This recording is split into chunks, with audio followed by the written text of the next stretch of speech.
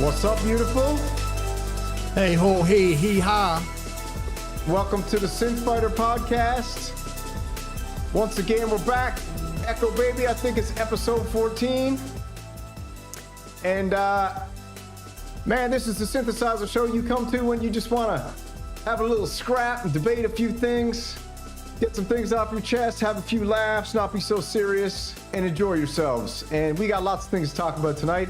We got Behringer, we got MPC, we got Mellotron, we got Juno, we got Roland, we got Sequential, we got Moog, we got...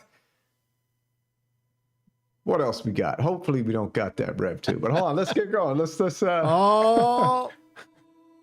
just make sure everything's going smooth on the chat in. See what we got here. We got Don Wrangler. We got Synth Seeker. Machines One. Uncle Jerry's World. Eternian. Apollo Hanzo Baby's here. Captain Energy Music is here. Harmonic Sonics is here. Looks like this thing is full of damn legends, baby, as per usual. Good to see everybody tonight. And you guys in the chat, let us know. Is the stream coming in clear? If not, I might have to adjust a few things, but I think it's coming pretty clear. So Echo, what's up, my baby? Not much, man. Since we last talked on the phone, that was cool.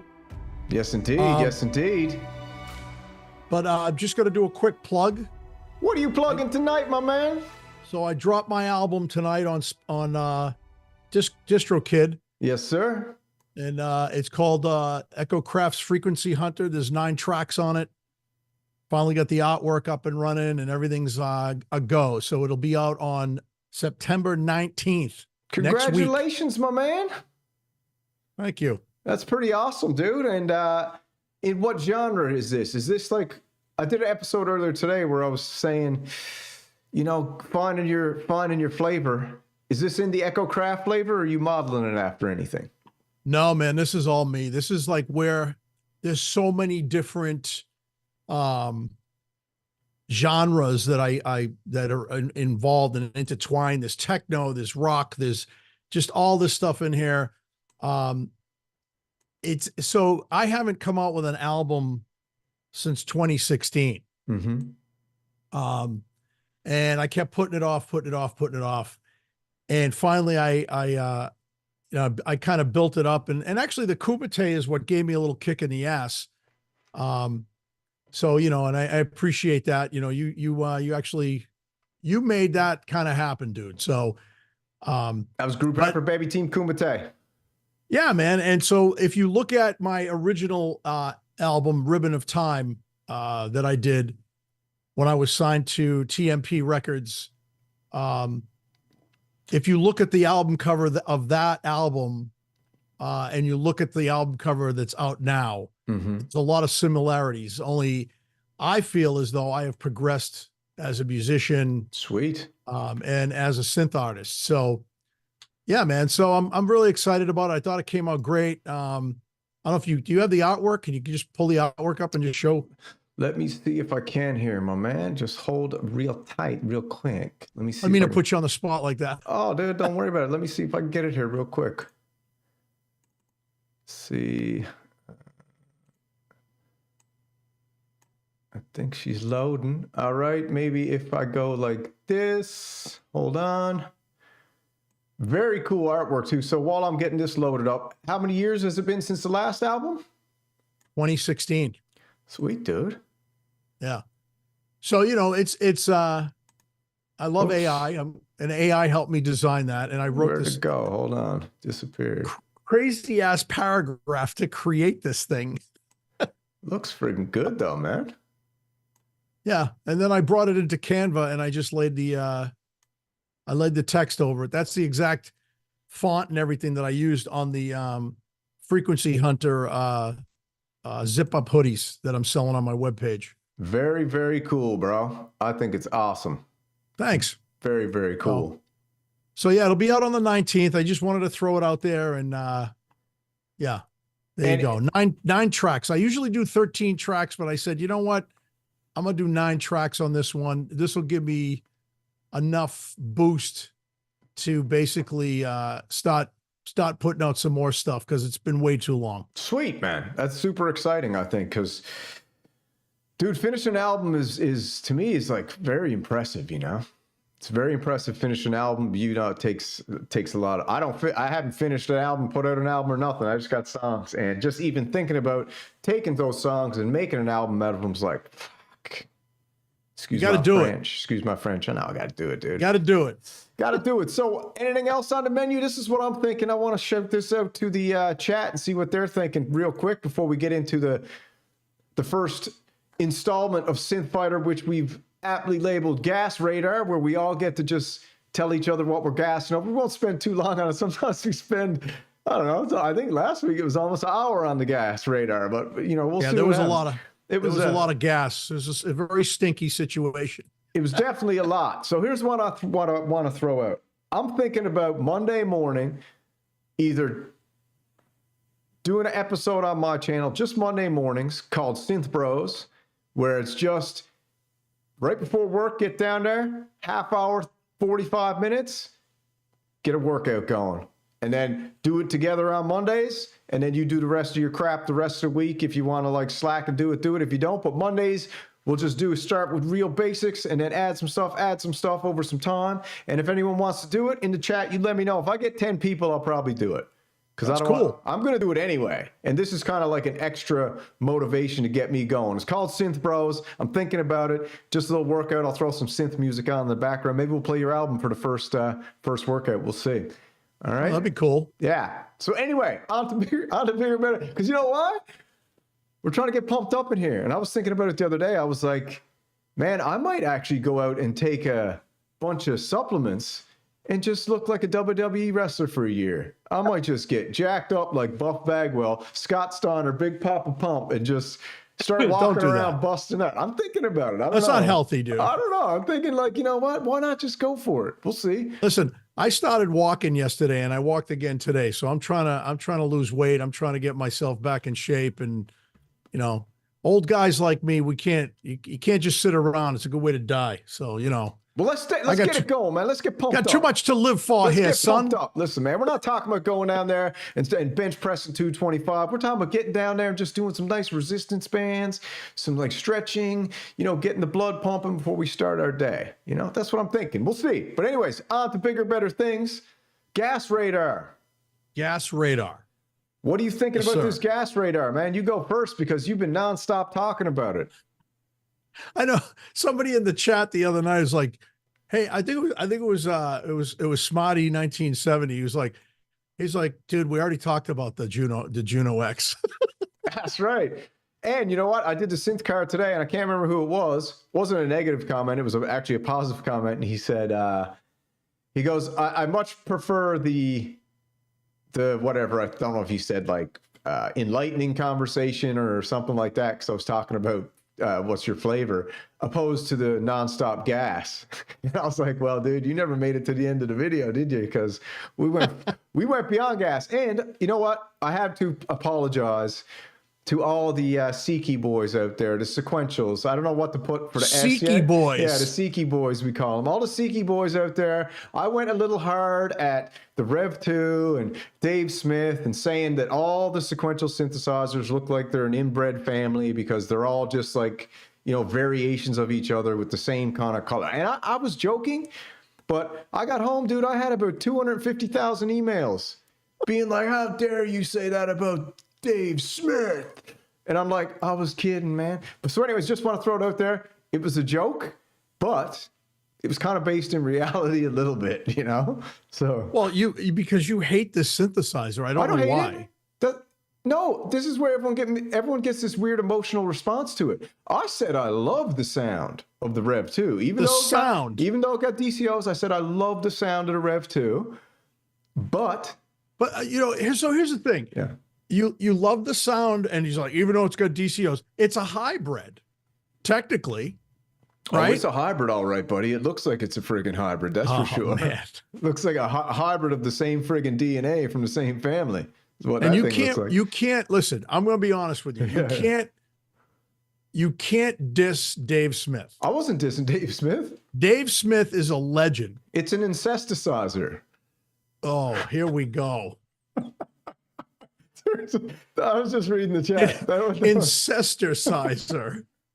It's like, what are we down south now? We're like way down south. I don't know, man. Out in the backwoods. I'm from the north, and there's a lot of that out there too. I'm my own grandpa. Some people think I'm friggin' inbred, but I know I'm not. So. Well, yeah, I've heard a lot of stuff about Canadians. So Bro, a ton of my friends are inbred. Dude, it's like normal for like parents to be cousins where I'm from. Dude, no big deal. It's everywhere. Trust me. Italians marry Italian. It's the most bizarre thing when I hear, oh, I married my third cousin. Why? Yeah. So, yeah, I won't tell you. Maybe I'll tell it later. Because I told you earlier about that study that came out today that they did on sequential owners and REV2 owners. It came out. Dude, I think it came out 3 years ago. It was a fascinating study. It took me. I read it twice and I couldn't believe it. That's why I had to say to you. But guys, he's busting them hard, man. Anyways, what's on the gas radar? What do you got? Let's go. Gas radar for me is going to be the Juno X. And I've been like, I was with first I was like, oh, I got to get the Solar 42. And then I started watching videos and learning things about that. And I'm like, man, I couldn't be bothered by issues. Mm-hmm. I don't want issues. I'm tired of issues with gear. Yeah. Okay. And I know you're going to get issues no matter what with different pieces of gear, but there's issues with tuning and stuff with that piece. And it's a great piece. Don't get me wrong. It's just not for me. And I'm still waiting on the Ambient Zero to show up. You know what I mean? I still want to play around with that.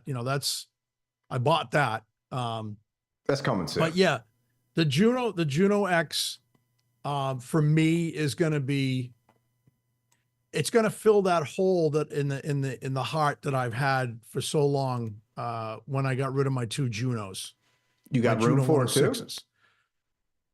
I'm gonna make room for it, dude. Ooh, I like that attitude. And we talked before we started the show how you cleaned up your studio and stuff, and I gotta this is a great room. Trust me, I love this room. I love everything in this room. But I gotta clean this up, man. It's a mess. It's this shit everywhere, and I gotta make things more organized. Right now, it looks like my my ADHD is run wild in this place, and I don't like that. I like. Well, yeah. I mean, right now, what I'm looking at is this AI version of your studio. So, oh yeah, you couldn't see. That's what I'm seeing. So. That's amazing. You guys are seeing his real studio. I'm seeing a green screen studio. But when things aren't organized, it's kind of like the way I look at it is for my head is like, if I'm not organized, and that means the head isn't organized, and in order for me to get this new synth in this room, I'm gonna make things. I'm gonna do big changes, and we talked about it before. It's just a matter of me getting off my lazy ass and doing it, because it's a lot of fucking work. Pardon my language. Yeah, and it's work that's definitely not fun. No, but when you start doing it, though, it starts to become a little bit fun. Once you get past the little hump, and you start to reorganize. You're like, okay. Well, it's not so much the reorganization. It's the thousands of wires. Oh, I know. There's so many freaking wires. And cable management. When I first moved in here, my cable management was awesome. Even my wife said it. She goes, wow, it looks really nice. I don't see any cables. But then when you start adding shit, you're just like, I just want to plug it in. You know what I mean? I know. And then you're like, really just like, instead of going around here, I'll just go under these. Yep. And then you had it real nice, but then suddenly you look at your desk and you're like, geez, you can't even get around and dust it no more. You're yeah. I mean, I have the donor B1 over here sitting on the desk. I've got two edges on the desk. I don't like anything on my desk but my computer keyboard. Because I have outboard gear on the desk. You know what I mean? Inserted in the desk in the 19-inch racks. So I don't like anything on my desk. you know, and I have this real cool, I had a custom mat made up that says ECHOKRAFT on it, and it lights up and stuff. And you can't even see it. It's covered with crap. Well, not crap, but it's covered with gear. Yep.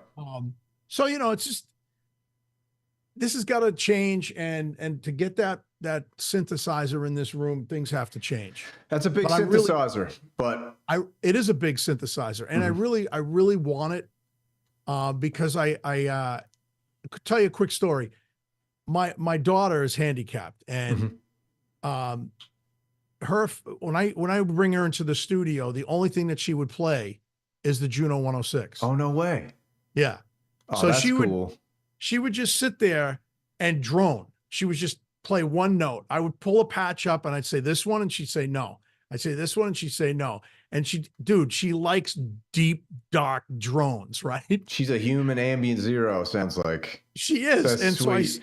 so I'm like, Ashley, this sound, and she's like, and all of a sudden she hits the key, and you just hear whoa, and she just holds it, because the frequency does something for her that stimulates her, and she'll just sit there and hold it for like 20 minutes. That's amazing.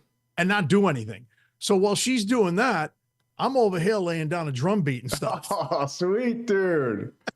You know, so, dude, if you get it back, imagine bringing her over and showing her the next evolution of this thing. That's cool. I already showed her. A picture of it, and she went. I swear to God, she went like this. She went, Juno. No way. Yeah, and I go, yeah, Ashley, I'm gonna buy that. And she goes, Juno 106, and that's what she said. And I was like, she was like so happy, right? So yeah, so I'm gonna do that, man. I think it'll be cool, because she hasn't been in the studio with me in a long time. And so I think this will get her over here, because she's funny about wanting to hang with me. You know what I mean? She'll hang with me with my sister around and stuff, but she's funny about just hanging with me by herself now. Ever since she had the heart attack, she's nervous in case something happens. I don't know. I don't know what it is, but anyway, I can't wait to do it. I think it'll be a lot of fun. Oh, that's going to be super cool, man. I think that's awesome. And so, okay, so give us a freaking timeline on when you're getting this beauty. Maybe we'll do a live thing with her just droning. That'd be cool. Yeah, because we're gonna try and gear up the dueling synthesizer show.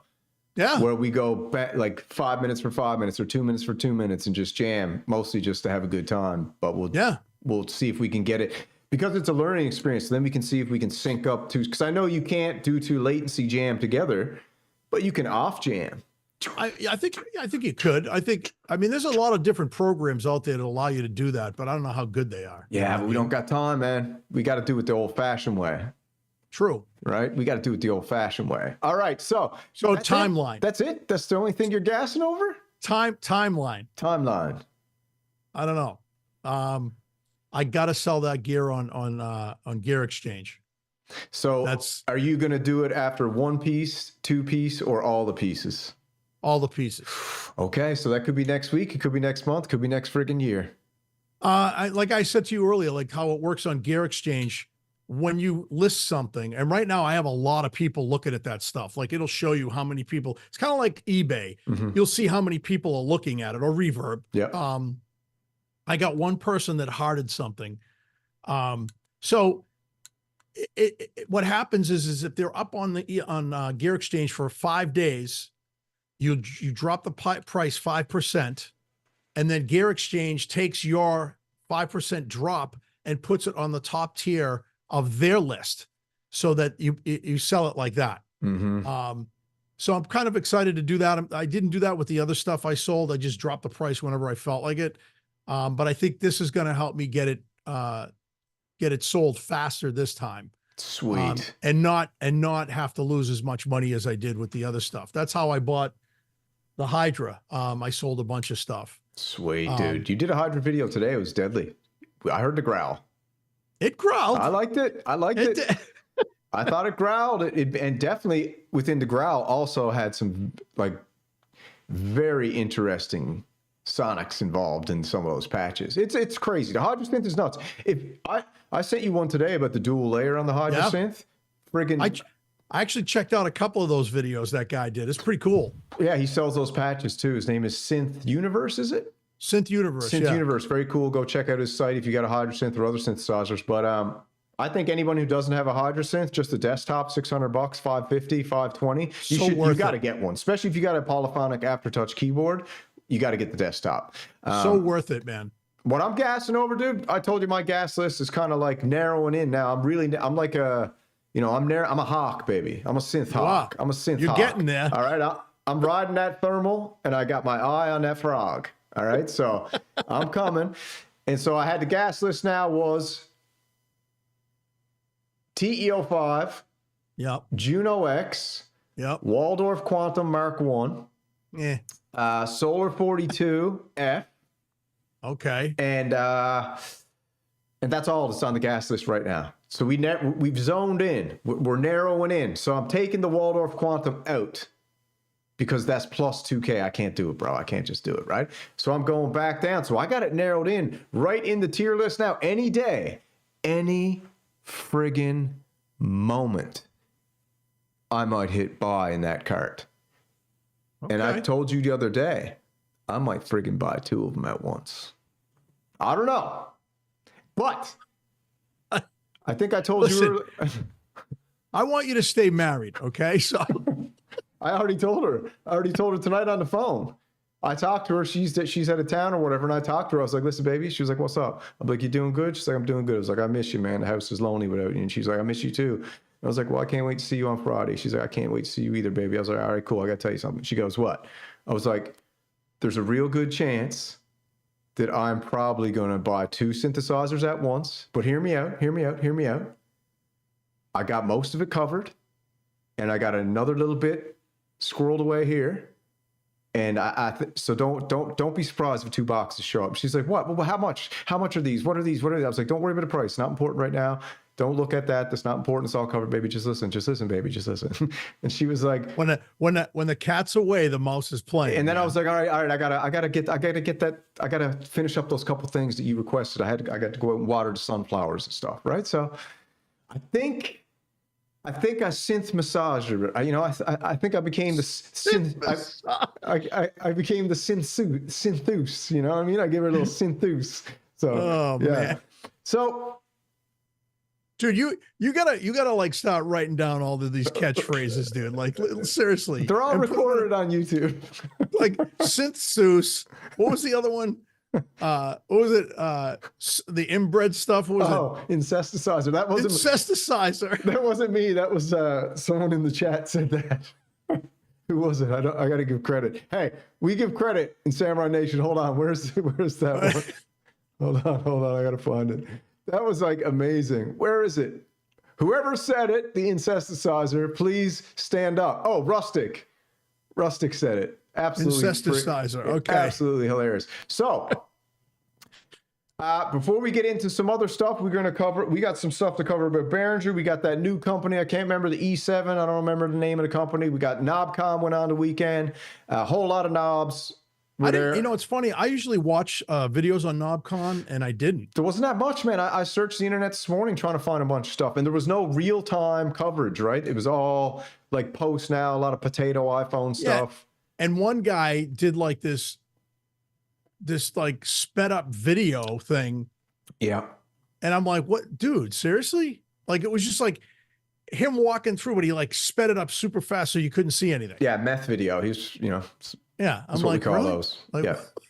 Methamphetamine videos are too crazy. Yeah, exactly. Right? It's just like, whoa, slow it down. Then you got to put it on like 0.25 speed. Strange. So yeah. Get into some KnobCon. We'll get into some some Behringer stuff. We'll get into some other stuff. But so wait. So you got 3. 3 what?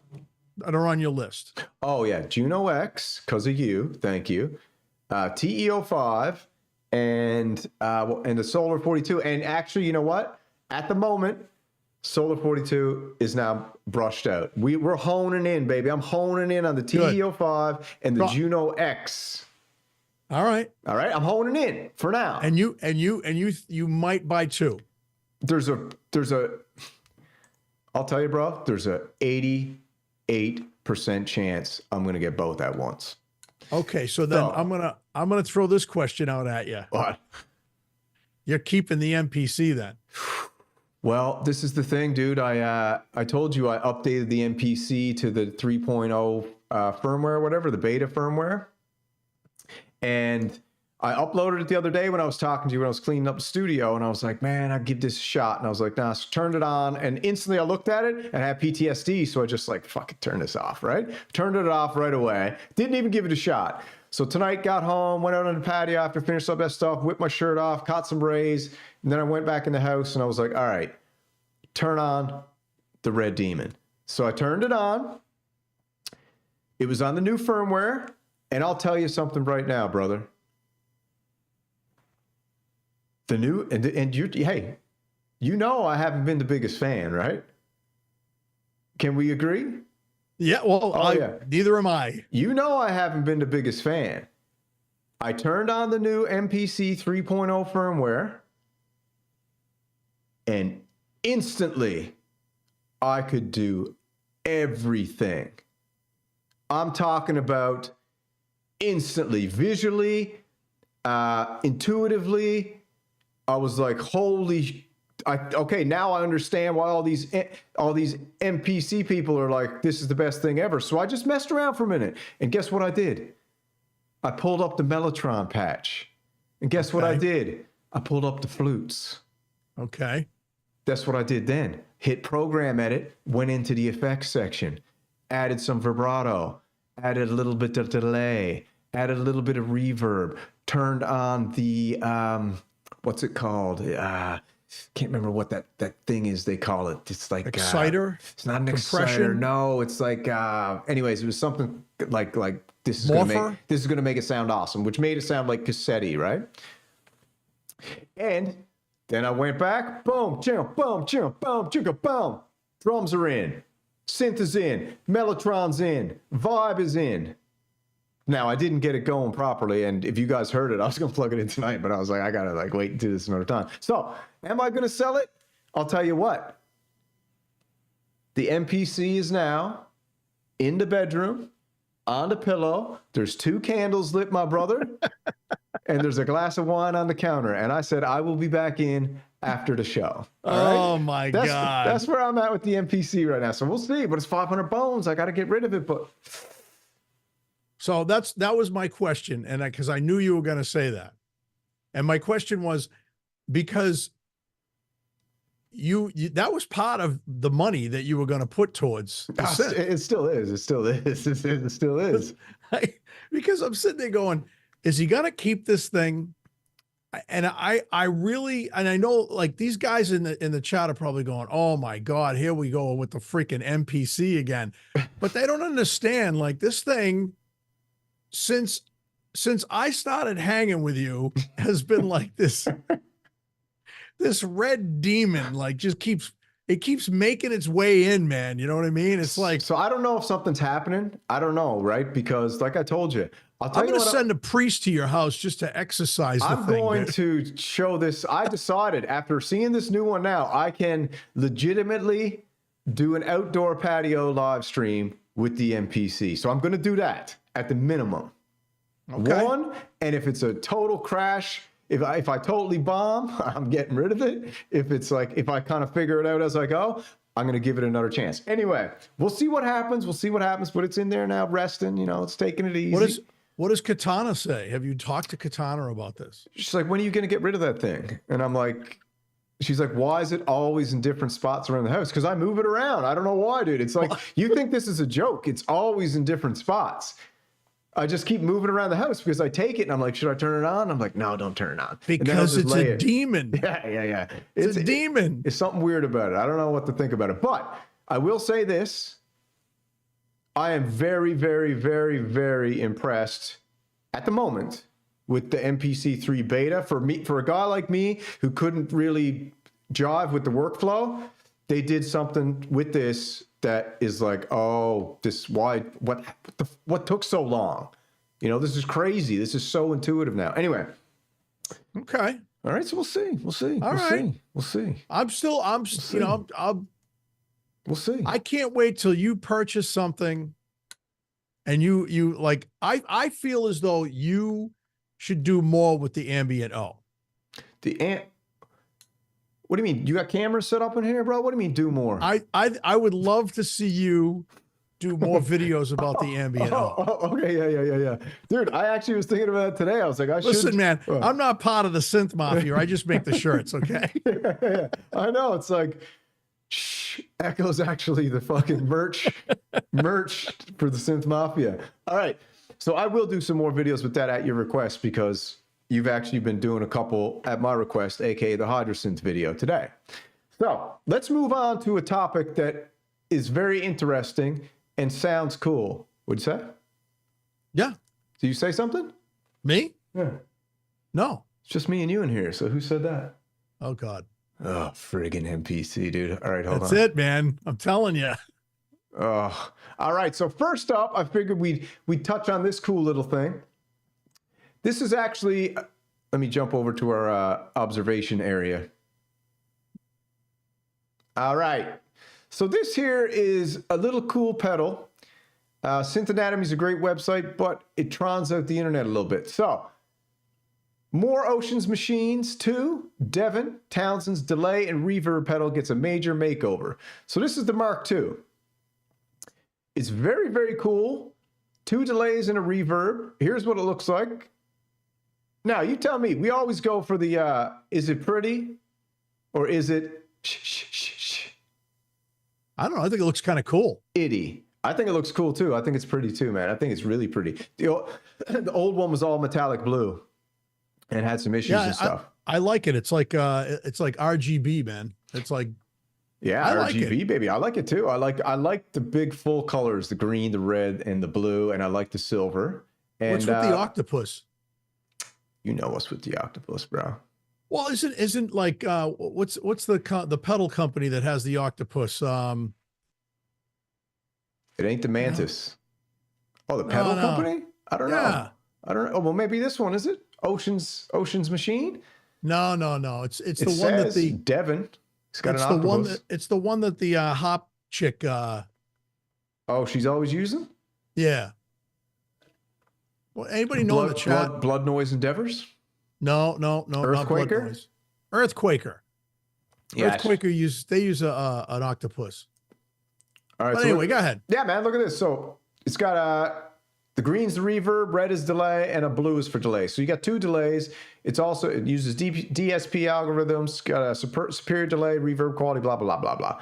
Anyways, it also has 9 types of reverb, ranging from experimental room, hall, plate, distorted, reverb, flanger, filter reverb, reverse spring, modulated reverb. 2 delays, you got a digital, analog, tape, echo, liquid, rainbow, crystal, low bit, and fuzzy delays. So there's a lot of crap built in here. Yeah, a lot of cool stuff. And now we know why it's the octopus.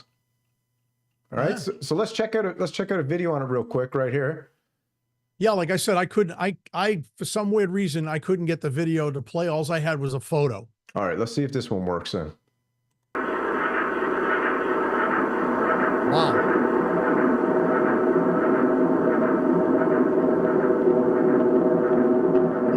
Hey, it's Devin Townsend, and I'm here to talk about the new version of the Ocean Machine pedal. So say we made... Wait, whoa, stop. What's up? Is that Devin Townsend? Yes, I think. Did he just say this is Devin Townsend? I don't know, let's go back and check. Listen. It is Devin Townsend. Hey, it's Devin Townsend, and I'm here to talk about the new version of the Ocean Machine pedal. I have no idea who Devin Townsend is. Who's Devin Townsend? He is an unbelievably brilliant musician. Okay, that's awesome. This is crazy. Guitar player, keyboard player, drummer, vocalist. Dude, all right, I'm in. All right, so you are in, and he's involved in this, so that gives you some confidence? Yes. All right, let's roll. So say we made anything as a loop. Yabba dabba ding dong. Ding dong. Yabba dabba ding dong. I get a better way. I get. So you're I all. get. You're all. I get a better way. I get. I get a better way. Get a better way. Get a better way. Get a better way.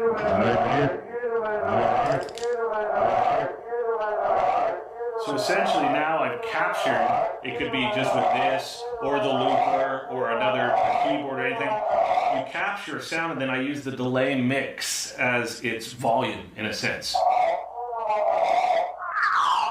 And what's interesting about this as well is, again, you can change the delay styles while you're recording. So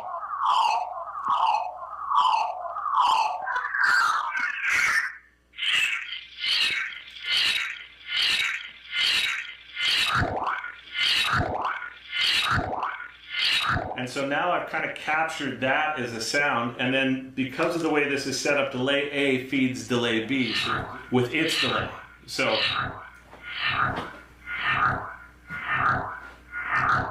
It's also stereo.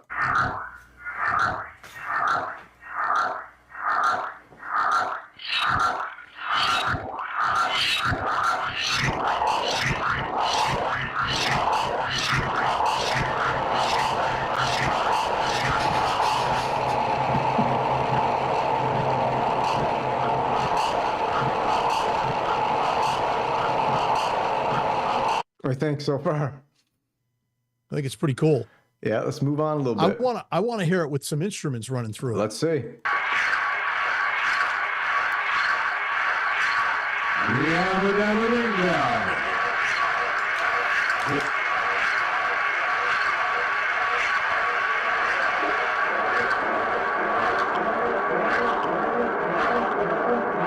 And this thing's digital. Yeah, all digital. It sounds very analog, very bucket brigade. Yeah. you put the reverb at the end. Go back to home, and now the reverb's at the end. Bring that up.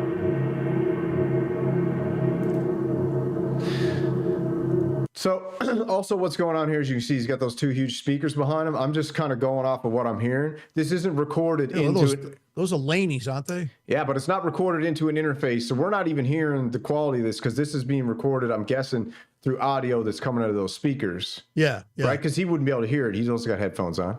Correct.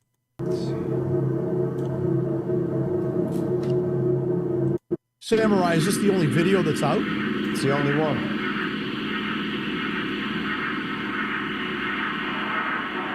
So anyways, you can see, we don't have to watch all of it, but that there shows you how powerful it is, right? Let me see if they get updated anymore on their site here. It does sound pretty cool. Wait a minute. Let's check this one out.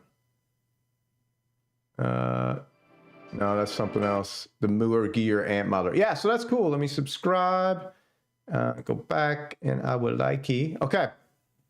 So that's that. And the price on this thing? I wonder how much. $259. That's it? That's it, bro. Let me just double check that for you, though, because we don't want to. Dude, that's crazy. Yeah, it's crazy. So, again, I almost pre-ordered it the other day after listening to it. I was like, I got to try this because, you know, I love pedals. Let me see. Where is it? Like boutique pedals, some of them are like ridiculous. Look at the freaking, the Big Sky, man. It's like $500. I know. That's what's crazy, right? Where is that? I thought he had the thing in here to go. They don't even got the link to their website. Anyways. Can't see it anywhere, but that's the pedal. I think it's cool. It is cool. It looks cool. Cool interface. I don't know how high quality it is. You know, it's like it's got MIDI too. It's got MIDI. Let's see what it's got. It says right here. It's got 9 delays, high fidelity reverbs, freeze feedback feature, tap tempo, obviously new and improved. It's got a looper with 120 seconds of recording time. Wow. Customizable order of effects. You can do them parallel or serial. Flexible bypass, big LCD screen, just EQ, full stereo, which is huge for a pedal, you know. Map it, and you can map it, mappable MIDI via MIDI in and through. So it's a boss pedal for that much money. And I gotta prove how much it is. Hold on, we gotta do it. It's got USB-C in it too, which is awesome. Yeah, we got to do it. We got to show the price, right? Can't just do that and not show the price. Let's see here. Hey, it's 9/11 right now. Is it? Yeah. That's weird. Make a wish. Right? Yeah. What'd you wish for? I wish for a Juno X. All right. Look at this. 269, whatever that is. What symbol's that? Euros. So So it's probably like around 300 and something bucks. $300. Do a check because US dollar is doing pretty good. So let's see. All right, you check that out and we'll be moving on. So we get rid of that. Next up, we got this thing. That thing's cool. This thing is so cool. The GS Music. This is the E7. So this is the original one they came out with. Okay. Yeah. So this is the original one by Matt. Was it Matt John Jamiroquai is his website? Yeah. Yeah. So that's the original, but we'll listen to. Do you want to listen to just the quick intro of that just to hear it? Let's just hear it. Yeah. Well, you do that. I'm looking GS this up. Music's E7. It's a 7-note analog polysynth. Let's hear it.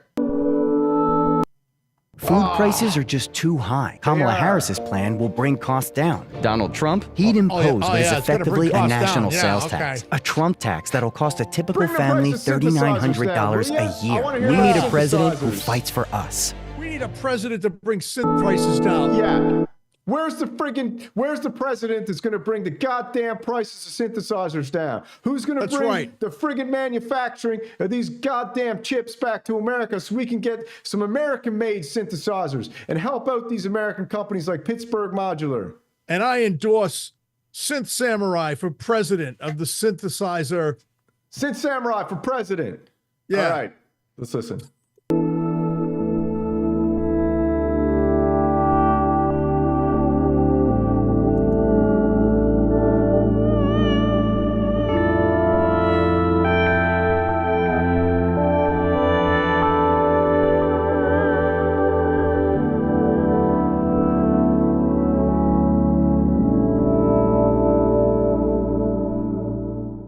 So that's the original. Just a quick little taste. But so just real quick, it's $297. So it's like $300. That's not bad, dude. I don't think. Yeah. $300 for a pedal too. That's easy peasy. Yeah. And plus, it looks like it's built pretty good. But we'll have to see.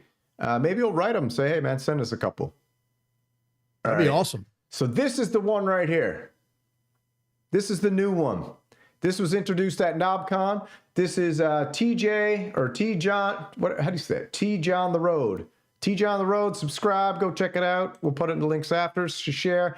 This is the new version of this beast. And it comes with a keyboard. It comes with a keyboard. It's called the GS Music Bree 6. It looks like G.I. Joe. KnobCon. Yeah. All right. So I'm glad to finally meet you. And you have the Bree 6. Let's see it. Well, this is our new synth. It hasn't been released yet. We expect to release it in November. It's a 6-voice analog polyphonic synth. The idea of this synth is to keep it simple, making it very straightforward synth. Single oscillator for voice. No.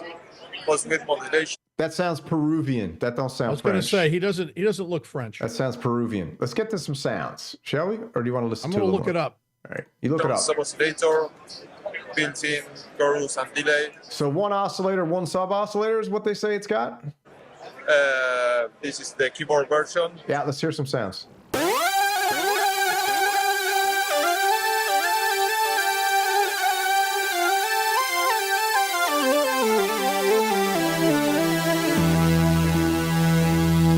Sounds like a Rev 2.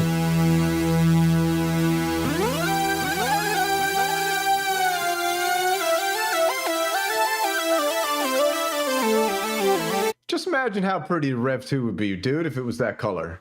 Oh, man. Seriously, though. Come on.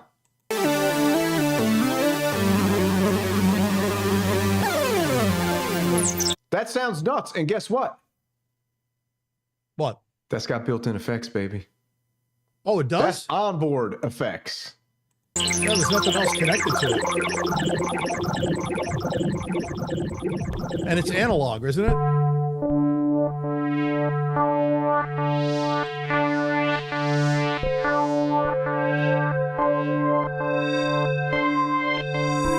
Hans Volt says it doesn't sound great. Oh, come on, Hans.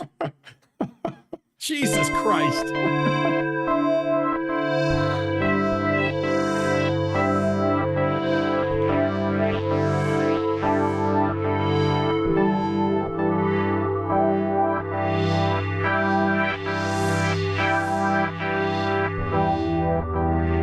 Yeah, someone just said in the chat, synths plus effects pedals, external effects pedals, turns your synthesizer into a new synth. This mono poly, brother, with these 3 friggin' Digitech pedals on it, it turns it into a whole different synthesizer. Yep. And I know you love VSTs and plugins, and I know Uncle Jerry loves them too. No, I got a ton of pedals, dude. Yeah, I know, but you still love VSTs. I just haven't hooked them up, and that's another reason why I want to remodel everything so I can get that shit out there, because when I hook the freaking MS1 up to a pedal, I have a distortion pedal and a reverb pedal that I hook it up to. It sounds freaking stupid. Dude, you know what you should do? You should get a big piece of plywood, paint it black, and then put all your Velcro on the back of your pedals and put it on the wall and make a huge vertical pedal board with all your synths going into where you can turn them on and off, bypass each of them, so it's like right at face height, not down anywhere. And you have all your cool idea. Yeah, you know so you have like a huge black pedal board, which is like this gigantic effects unit, and you can like rearrange them in different orders and stuff. I think it would be nuts. That's kind of a cool idea. Yeah, man. You might be onto something. It's a dream I have, and I thought I would give you the dream as well. Well, I appreciate that. All right, let's roll. Because you actually got the ability to do it. I do? Yeah, well, yeah, you got all the pedals. How many pedals you got? 50? Exactly, bro. I got 5, okay? A fucking big black board with 5 pedals on it. Well, dude, I used to cojones is a 50 pedal. I used to play guitar and tour with a band, so I was always picking up pedals and shit. So, I mean, you know. Well, dude, I think you could make a very impressive pedal wall. That'd be kind of cool, actually. I never thought of that. All right, let's finish this little video off. Yeah.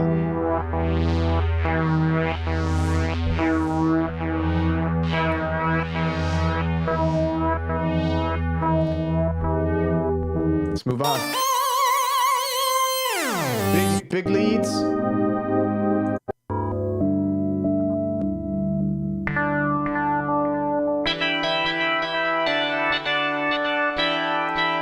It's only got one oscillator, right?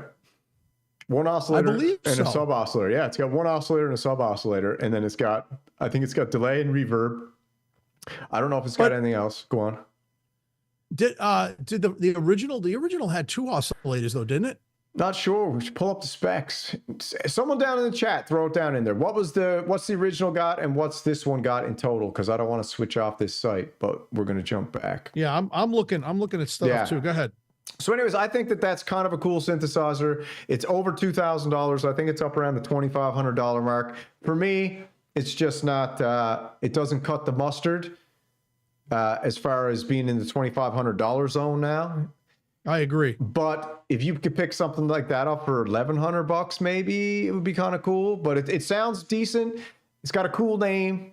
And it looks very, very good. And again, this is their first keyboard, so you got to kind of give them a little bit of a break here, right? You like supporting small companies, so we got to say. Okay, so this is a very interesting thing. Read it out. So the GS E7 is the original. Mm-hmm. That came in different color schemes. So you had like blue and black, or black and blue, black and red. Mm-hmm. That looks like a Rev 2. Yep. Blue, all blue. That's the one that we saw. Yeah. The Jamiroquai had. Mm-hmm. And then this all gray one. It's $1,600 though, bro. It's a bit much. It's a lot for a module. In this day and age, it's a bit much, right? But like I said, if people got this is where I kind of figure certain stuff like this. Like if I had tons of money. Do you know what I mean? Like Buenos Aires, Argentina. So there we go. We were close. That's pretty cool. I said Peru. You said France. We were close. Yeah. We were close. we were around there, you know? So the thing is, if I had tons of cash, I'd just buy one of these to support the company. That's really what I would do. I would just buy one to support the company. I'd be like, oh, this is cool. Let's buy one because that'll help them out. That's what but I don't have tons of cash, so I can't do that. I'm sorry. Right? Yeah, no, I hear you. I think it's cool. I try to raise my own cash here, you know. I remember the first one that came out, the E7, and I remember seeing that one. I think Job did a review on that. Who's Job?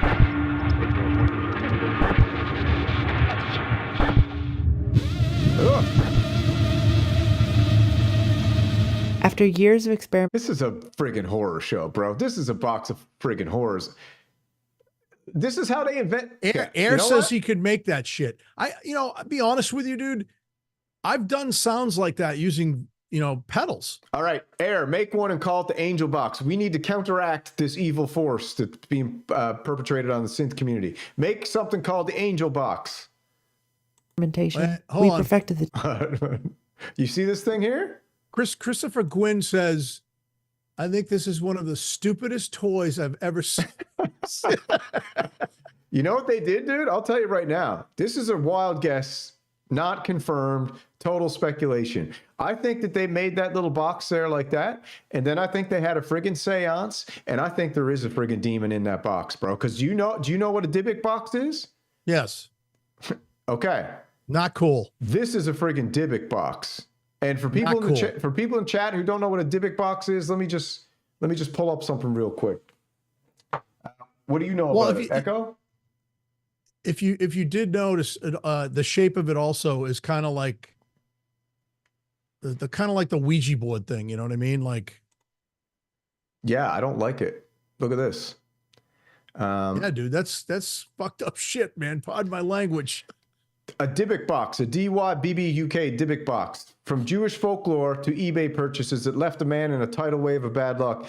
Dybbuk boxes are wine cabinets claimed to be haunted by a Dybbuk, a malicious demon said to hold power to invade and possess living persons. Authentic Dybbuk boxes will usually come with some sort of backstory and certified documents, such as papers signed by a rabbi, that the state, under all circumstances, do not open it. So what exactly is a Dybbuk box? Where to get started?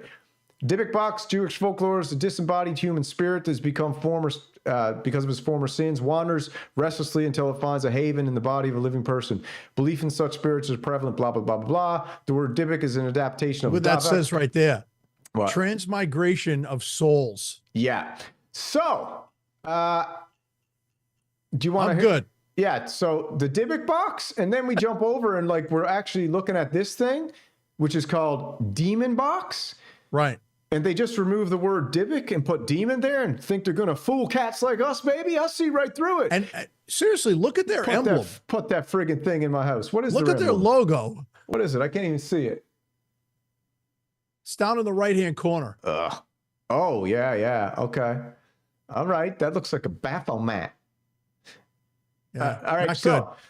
So this is the, let me hear What do you guys think in the chat? Yeah, what do you think of this thing? I wouldn't put this thing in my house if you paid me $10 billion. Designers and software developers to bring this visionary instrument to life.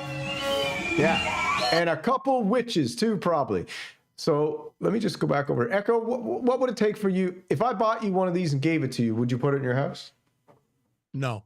Why? It's just something about it, dude. Like I said, I don't like the shape of it, first of all. Yeah, it's creepy. Right?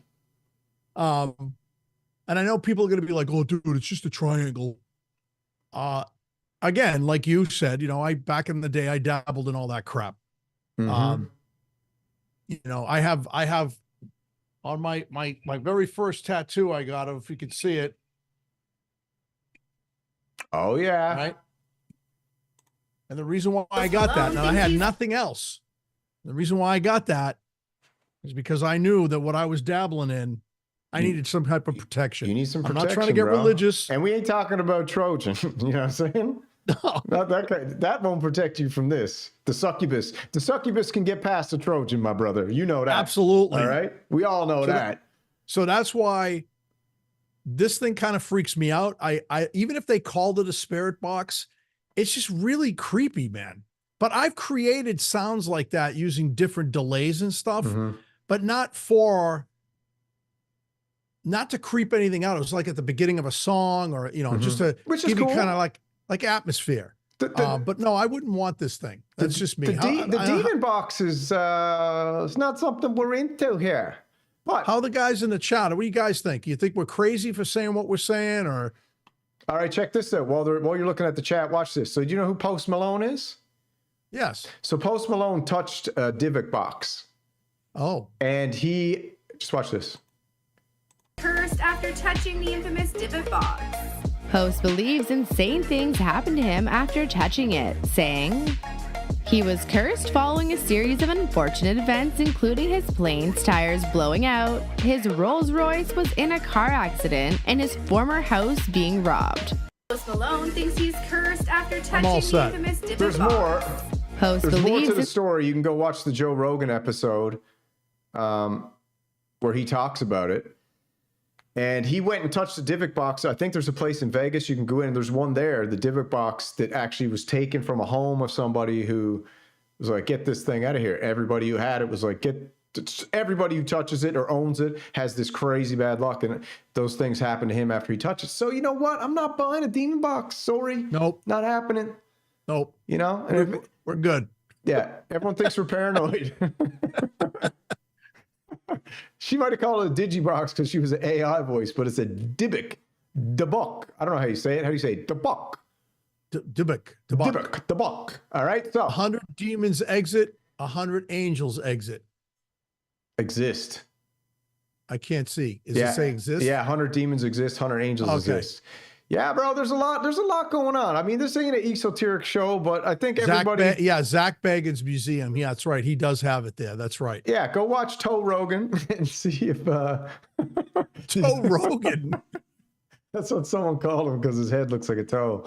But Hans Volt is calling us snowflakes.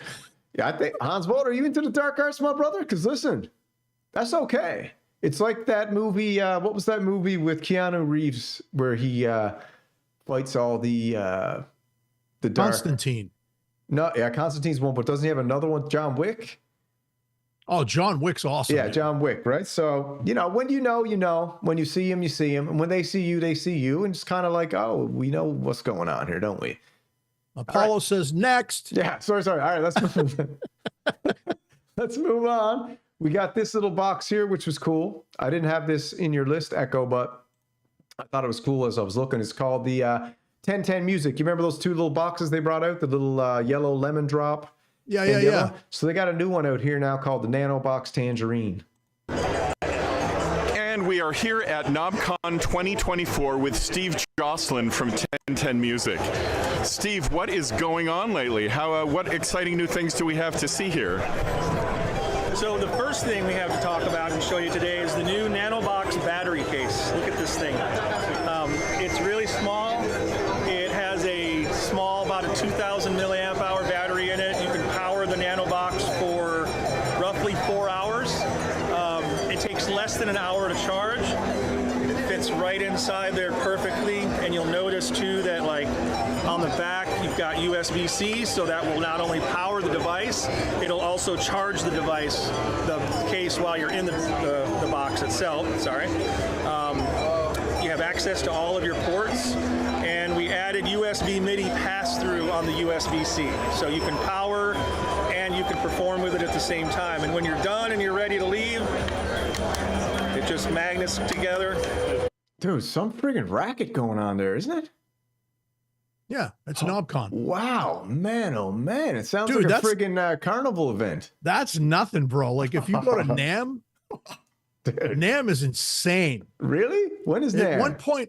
At one point, you have to leave the building and just go outside for a few minutes just because it's so loud in there. Really? Yeah. It's crazy, but it's so much fun. It's loud. Let's get to what this friggin' thing does. Hold on. I think that thing's pretty cool. Yeah. That it you know, acts as a charging box. Yeah, and it's let's hear. There it is. And you've got a travel case for it. And you got a travel case. Wow, that's all very cool. cool. Nanos. That's wonderful. What do you think of the Nanos? What do I think of the Nanos? Yeah. They're all right. I've just never aesthetically, I've never been drawn to them. I look at them and I'm like, eh. But apparently they're super powerful. They sound amazing. Yeah, like as effects unit. What do they got? Hans Volt says they're toys. Toys. Isn't everything a toy? They're big boy toys. Hans, you kill me, brother. Yeah. You really do. Like, dude, Hans was showing me some stuff in the studio today, dude. Holy friggin' crap. It's nuts. It's got some badass stuff. Oh, dude. All right, let's roll. So let's see the Tangerine. I think that's the only NanoBox that you and I have not talked about at some point. That's where we got the NanoBox from. It looks a lot like. It looks a lot like the Micro. So if you cut the micro off here, you'd have a nano box essentially. Say that on one more time. So if you took the micro and cut the bottom panel off and repurposed the 4 buttons, 2 knobs, and screen, you get a nano box. Smart way to sell another product, to be honest with you. Yeah, that's pretty cool. Very smart. So it's a sampler. Yeah. Let's see what else they got. Hold on. To send Type A or Type B TRS MIDI based on Rustic whatever has is the down. lemon. You got the lemon. What's the lemon do? Do you know off the top of your head what the lemon is? Is the lemon an effects unit? Idea. I think the lemon might be an effects unit. What is one, a mixer or something?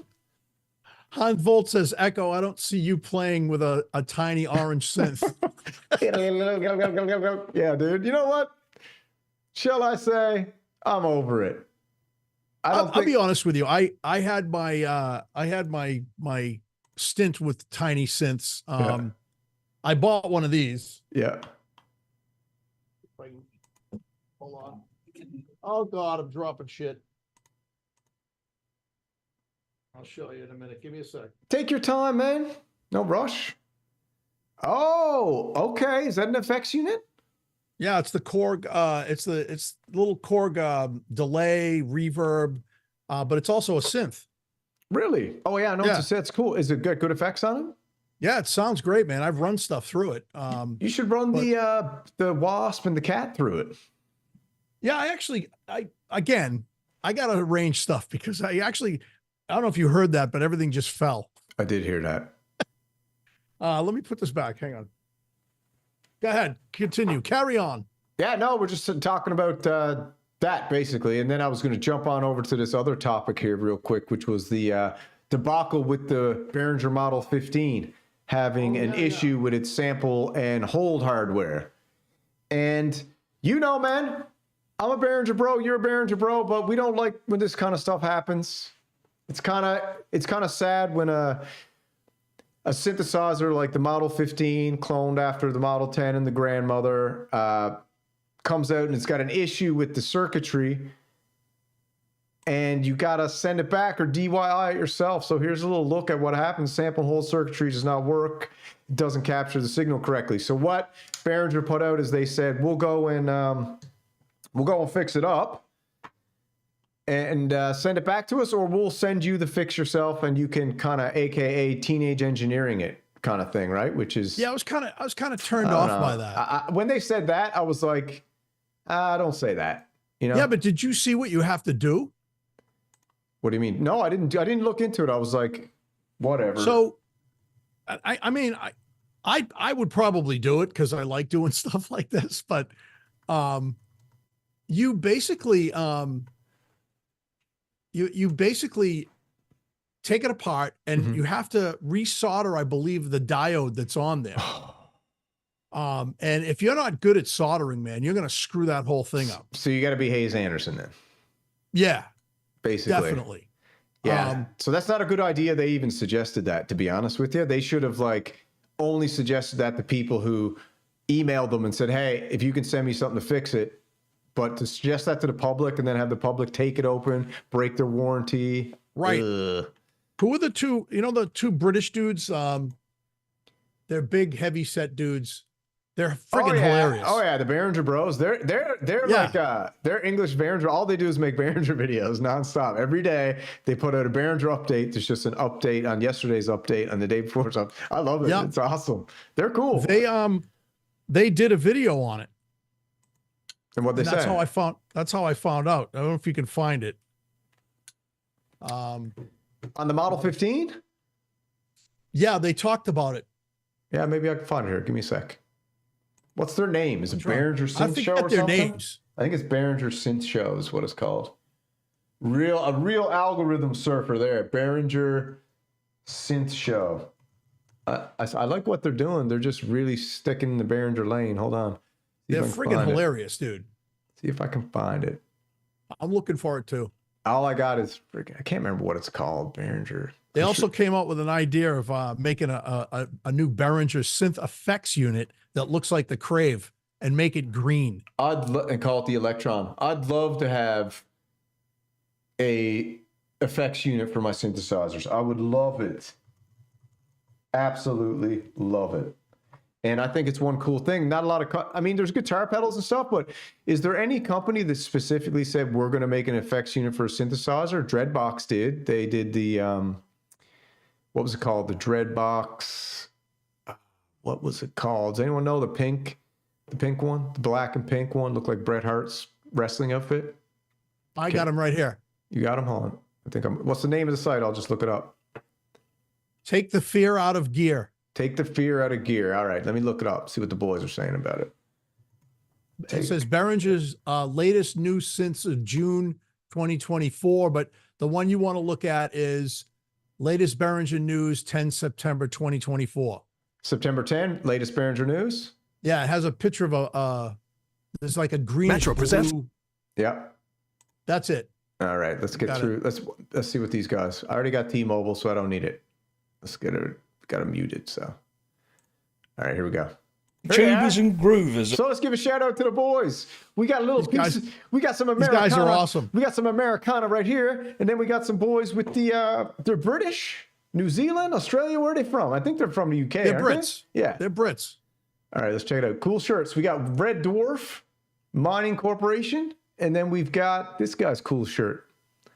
Let's see it. See, nobody knows who that is. Head to some Behringer. What on that the shirt? Red Dwarf Mining Corporation. Do you know?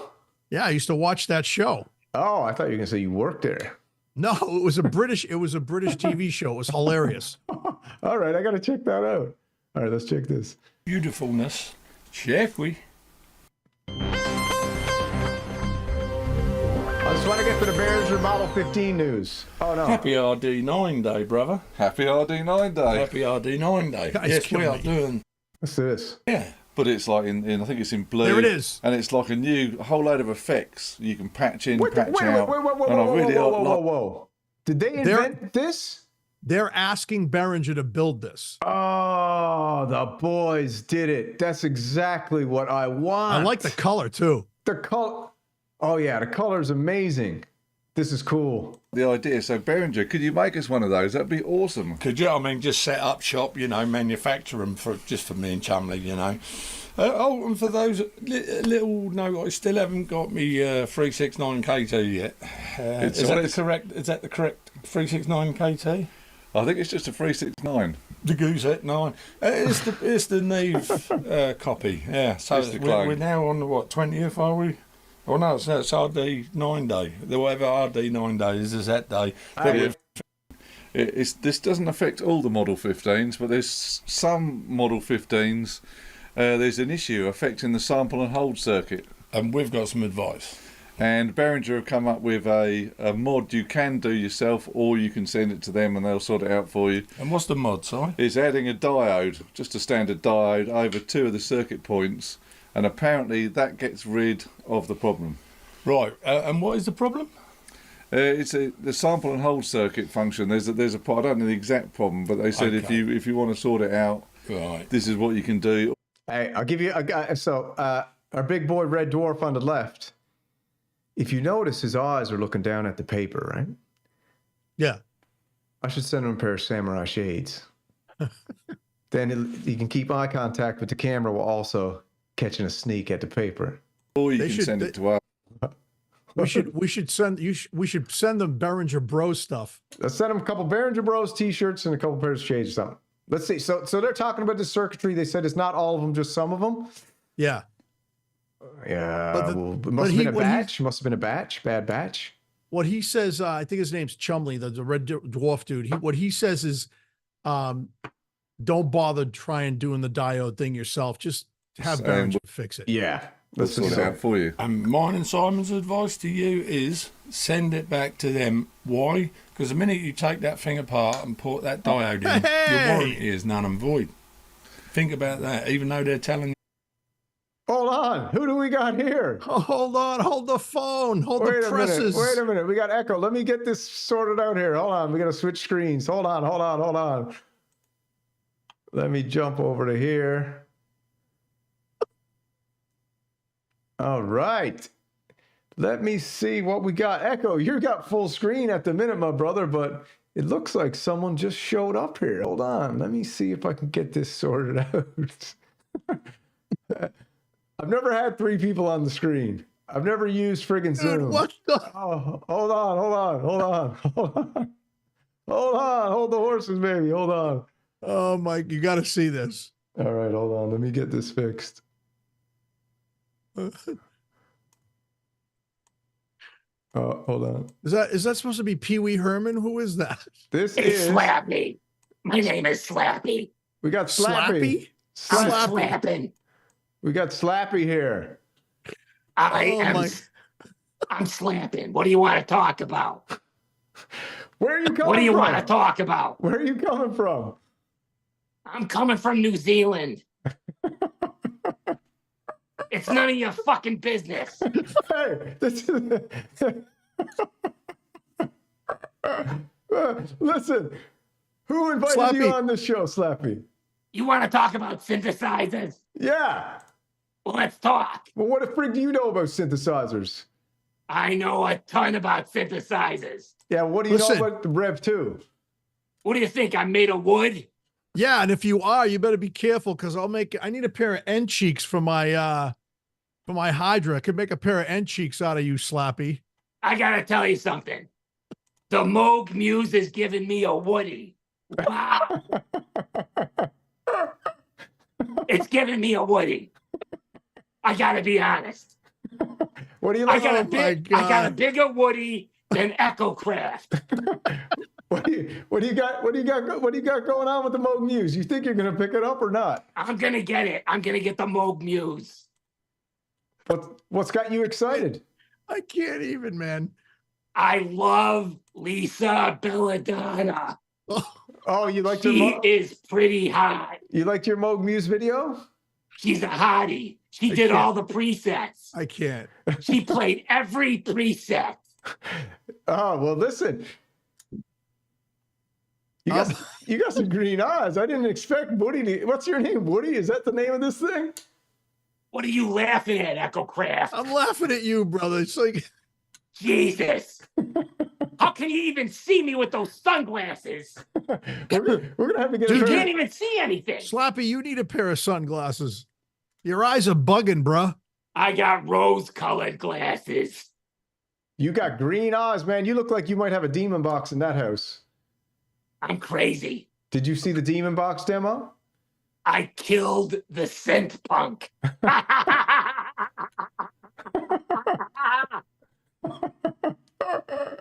Where is the synthpunk? Hey, synthpunk, come on out. They want to talk to you. I don't want to do synthesizers anymore. Oh, come on, you big baby. You big baby. Synthpunk, get on the horse. I don't want to get on the horse. What a baby synthpunk is. Yeah, he's a prima donna. I heard he's going back to guitars. Like, come on. He's going back. He's going on tour. He's going to do coffee houses. What a loser. What a freaking loser. Coffee houses at his age.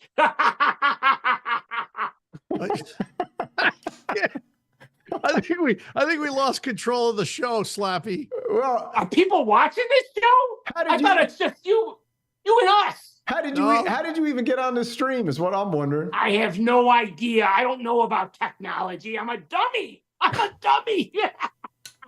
You're a dummy with a Woody. Oh, I got a Woody for Lisa Belladonna. Dude, I think you need to tell Synthpunk to get that Rev 2 out of the house, will you? The Rev 2?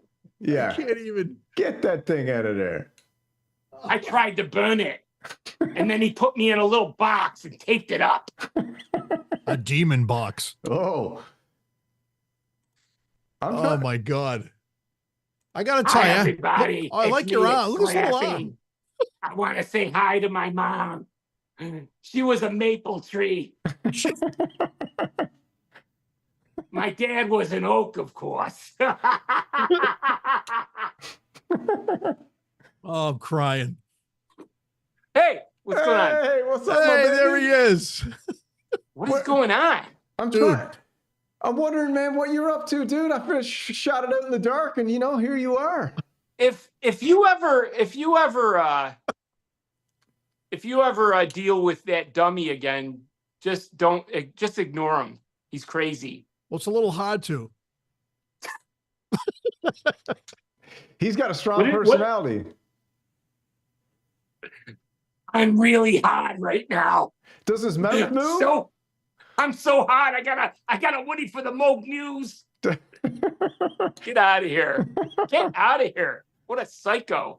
Dude, he loves the Lisa Belladonna though. That's I tried to tell him. I'm like, she's taken. He doesn't have a chance with her. You got here right in time. What time is it? Are people actually watching this show? Oh, yes. I guess, yeah, people are tuned in. Oh no, people are watching it? I thought we were just hanging out. No, man, you're on an episode of the Synth Fighter podcast, my brother. Oh, Welcome no. to episode 14 of the Synth Fighter podcast. Welcome. What are they saying in the chat right now? I can't see the chat anymore. What happened? There's a lot of ha-has, LOLs, laughing, crying emojis, a bunch of other stuff's going on. Check out Finger Dust Collection. And now everybody just wants to know what your thoughts are on the synths of the day, which is, we were talking earlier about the Rev 2. And I'm kind of wondering now if you two jabronis teamed up to come on here and try and convince me to get the friggin' Rev 2, since you're both in love with that thing. I don't know why you think it's so ugly. I don't either. You know, Echo? It looks great. It looks really great. What's great about It's it? got a nice OLED display. Look at the pretty lights on it. Yeah. I don't know. Cool. It's got the beautiful wood end cheeks. Yeah. I gotta tell you, the TO5, to me, it looks like shit. The control panel. Well, I can't say shit. No, I mean, like, are you serious? You say whatever you want.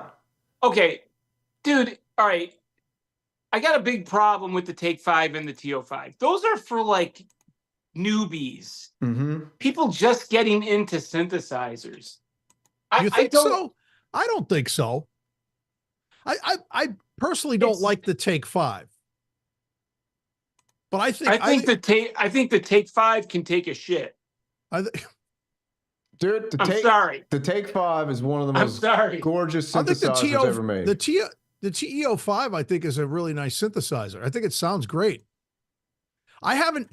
People just getting into synthesizers. Oh God. Did you do a thing on the OBX? Yeah, my friend Jonathan dropped off his OBX8. He came over.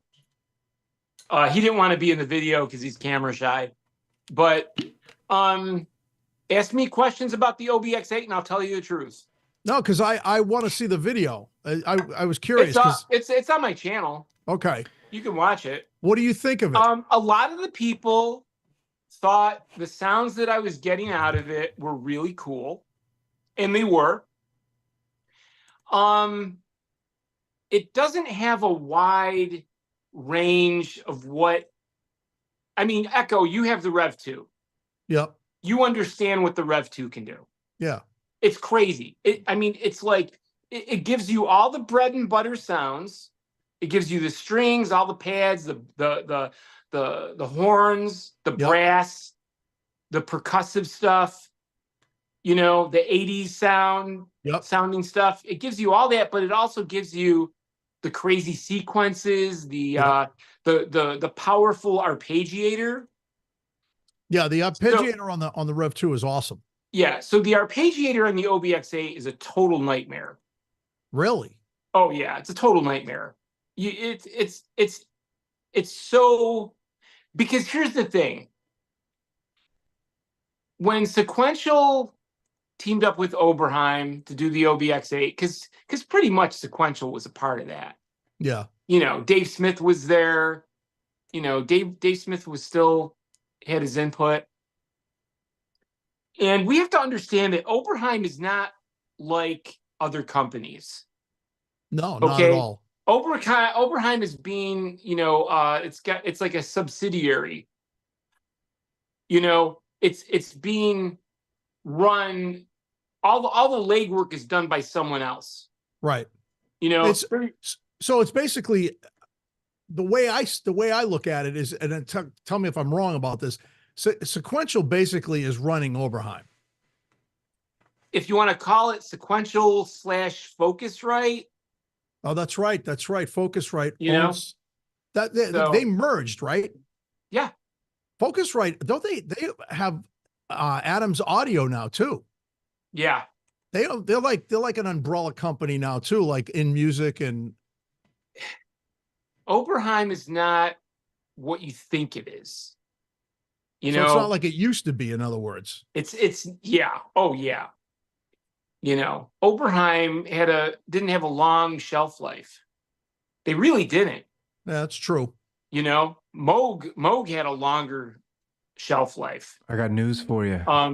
The TE-05 is going to bring Oberheim back, baby. So listen, that's all that matters. I sent you 2 videos today, and I don't even know if you did me the honor and the respect of even watching them so we could talk about them right now. Which ones are we talking about? I sent you 2 TE-05 videos today. Oh, I didn't have time, dude. Yeah, give me a break. Didn't have time. You didn't go take a crunch? What was I doing on my crunch? I can't remember. Yeah, I know you got time, bro. Listen, it's an easy. Listen, he was talking to us in the chat. Yeah. We were going back and forth today. I was entertaining you two fuckers. Yeah. So, but my point is, I think those 2 videos. Okay, let me just backtrack since we're on this OBX8 kick here. Why don't you put that audio into an interface and put it through the computer so we can actually hear what it sounds like? What, when I did that video? Yeah, you just recorded on your phone. It sounded like crap. Can I tell you something? What? Can I tell you something? What? You got to understand the iPhone microphone, the condenser, whatever you want to call it, picks up sound really well. On video. Yeah. Okay. So when I was recording, I don't know who's that guy? Who's the guy that did the Moog Muse video with the phone or whatever the fuck he did? Oh, that was horrible. Whoa. That was horrible. Whoa. That was horrible. Are you talking about Mike Dean?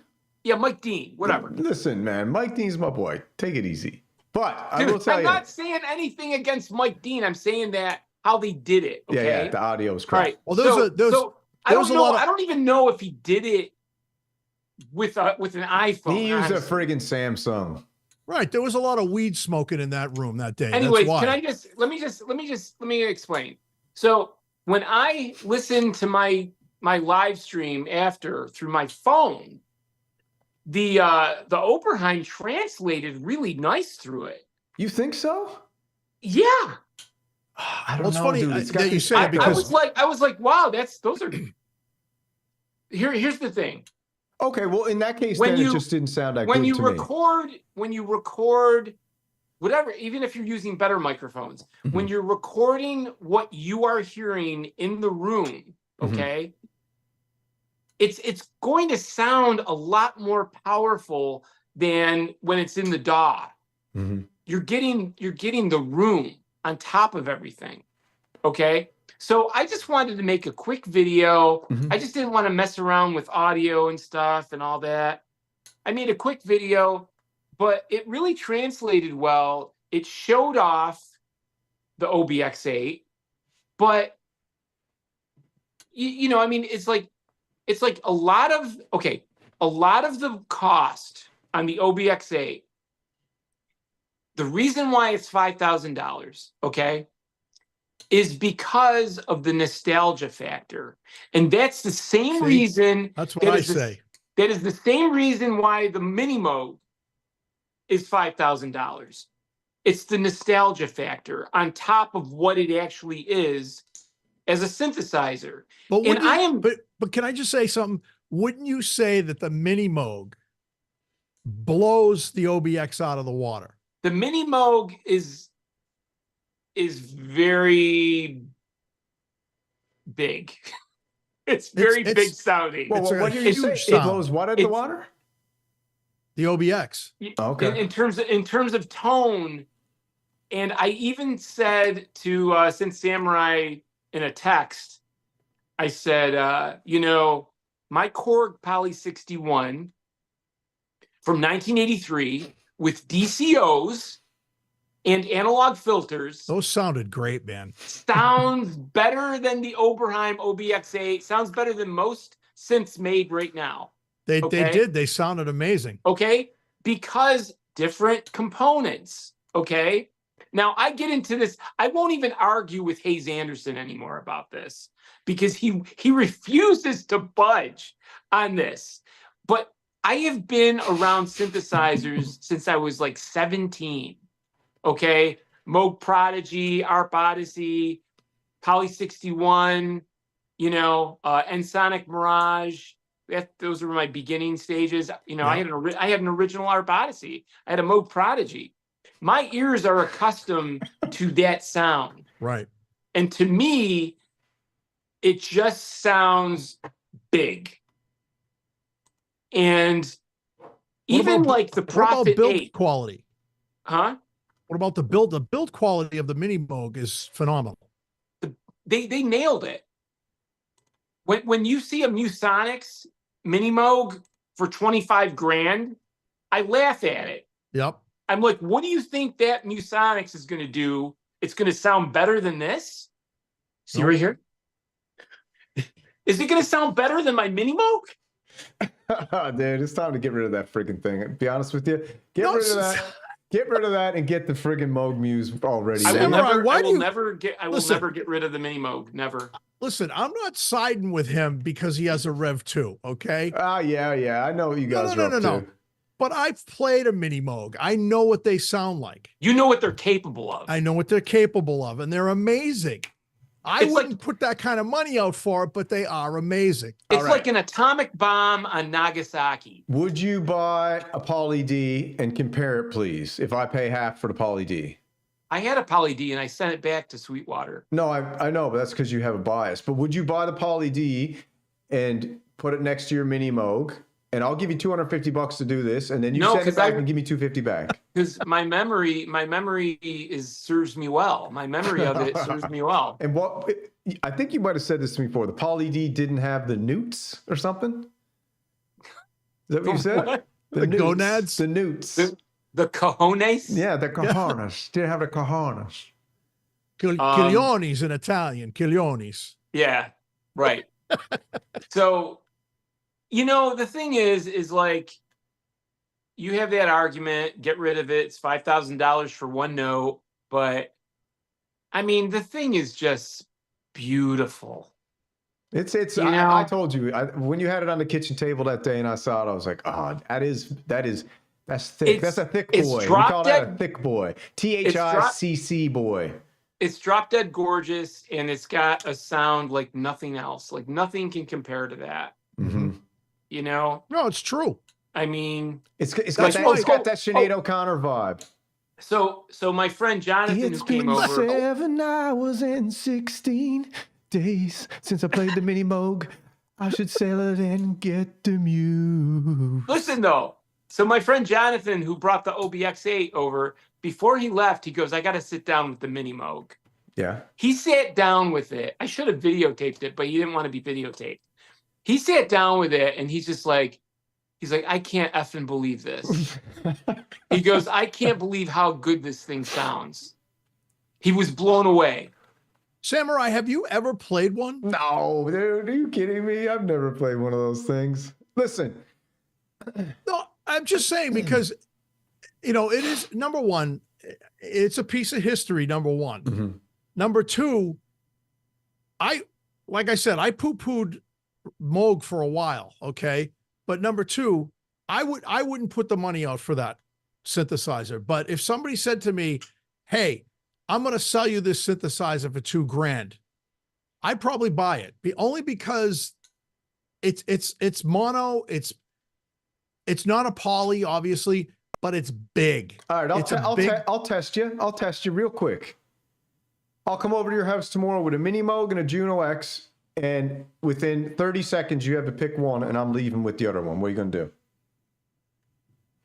And you're never allowed to sell it. You're never allowed to sell it. You know what I'm gonna do. What are you gonna do? I'm in poly mode, bro. Yep. The poly pirate. I have. If you said to me, Jay, I'm gonna give you a mini Moog, and you can have it until you pass away, and you got to give it to somebody else before on your deathbed. I'd be like, okay, cool. I'd take it too. But if you came over with those two, I'm probably gonna go for the Juno X. All right. Same question goes back at the Junkyard Dog. You going by the Junkyard Dog now or Punkyard Dog? I don't know what I am right now. You're looking good, dude. I don't know. You're looking fresh. I'm a junkyard. I like Junkyard. So Junkyard's cool. Yeah, I like the Junkyard, but I think you should have put the dog on the end. It would have been cool. So if I came to your place and I was like, I've got a third wave. You're gonna bring me a second mini Moog? I got a third wave. I got that Colossus Tower. I got a Prophet 10, 5, and 6. Colossus Tower. Yeah, the big Colossus. Oh, the Colossus. Yeah, the Colossus, yeah. And you can have any one of these. All you got to do is give me that mini Moog. Would you do it or not? No, and I could never have a mini Moog ever again? Not for 15 years. I would never give up my mini Moog. So that means you really like it then. Wait. Colossus Tower and what? The third wave, you said? Third wave. And the Colossus is what? How much is that thing? 25 grand? No, it's like $69,000. Oh, 69,000? That's insane. Yeah. That would be a nightmare. I wouldn't want anything to do with that. Me either. It's mental masturbation. Oh, dude, the patch cables and everything. It's insane, dude. It's stupid. I'm sorry. Who's the guy? I'm sorry. Was it Crow Hill? Is that Crow Hill Music or something? Is it Crow Hill He's got Music? one in the background. He's got one in the background, dude. I don't think he's ever used it. I know. I just modular is like smoking a joint, basically. I don't like it. Or can you elaborate? I don't have any fascination with modular at all. I did it. I went through it. My first modular setup was a Pittsburgh modular setup. It was called the System 10. And I ended up buying, it had a little bay that was still open so that you could buy other modules. And I bought a couple other modules and threw it in there. And all I did was patch and make sounds. And I didn't record anything. Do you wish and you I did? just said, you know what, this is a complete waste of my time. Now, don't get me wrong. There are guys out there that do modular stuff that's amazing. But it's just not for me. To me, it's definitely a rabbit hole that I would rather put my money towards keyboards than a rabbit hole of these little modules that I couldn't even deal with it. I sold it. I listened to the $3,000 Buchla easel, right? Not impressed. Not impressed. The sound, I mean, really, like I didn't get it. The Pro 3 can run rings around it every day of the week. Other people will say, oh, the Buchla stuff is amazing, right? And I'm like, I'm sorry, but I give you this. It's definitely a whole different way of thinking about synthesis. There's no question. But I like to play. I like to hear sounds. I like to create music. That to me was just another rabbit hole of, hey man, you can make all of these cool, wacky, crazy sounds. Let me try to put it into a piece of music. I have never seen anybody put a Buchla synth in a piece of music. The only person I've seen perform with a Buchla was Suzanne Ciani. Okay. And I actually sat with her. Really? During the Moog celebration. Yeah. That was 2019. I went to Cornell University for the Moog celebration. I met her. I met Herb Deutsch. Got pictures with her. Got pictures with Herb Deutsch. And I remember when I approached her, she was sitting in the auditorium, and I said, "Hi." I said, "I'm Italian. Can I get my picture with you?" And she's like, "Piacere," She's cool. She's so cool. I met her at NAMM. She actually gave Dave Smith his award at the Tech Awards for I believe it was for the one behind you, dude. Oh, okay. What, the Rev 2 or the Pro 3? The Pro 3. Pro 3. Yeah. She was super nice. You know, she talked to me and my wife. So she's very sweet. nice. Yeah. And so knowledgeable. Oh my God. And like her abilities with modular, she knows like every in and out. Like it's not even like a rabbit hole for it's like her. genius. Genius she level. She knows how to extract. She came up with just beautiful sequences. It was really marvelous, and she had a huge system.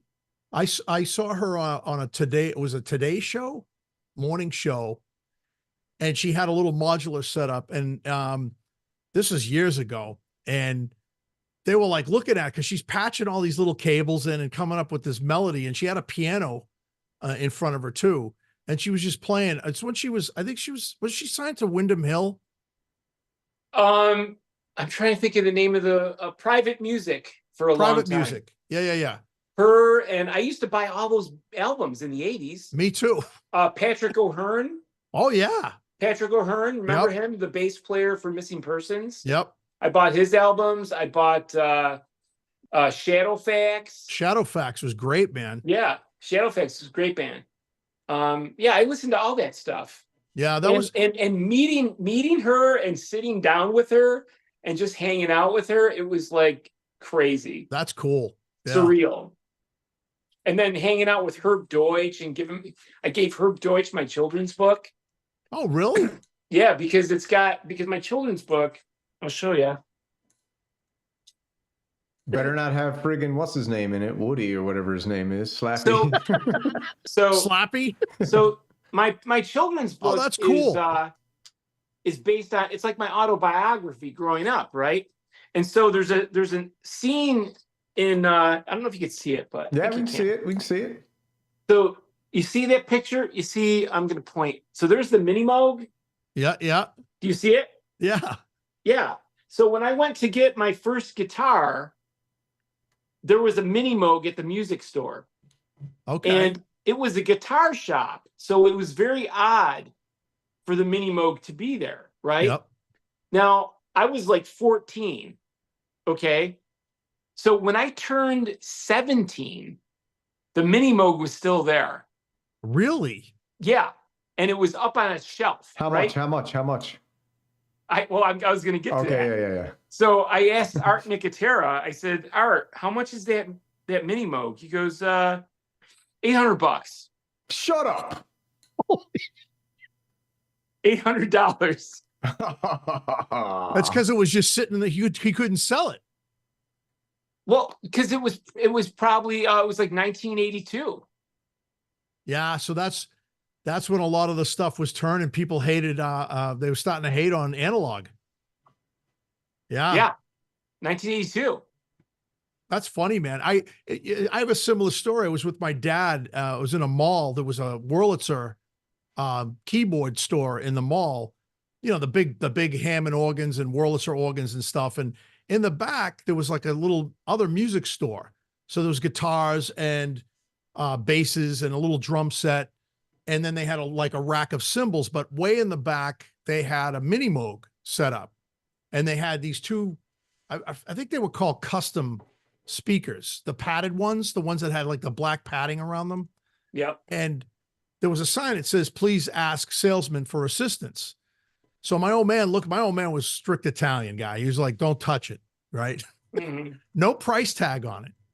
And so I walked over and I was just looking at it, and the salesman came over. He said, no, go ahead. Let him play it. And it was magic.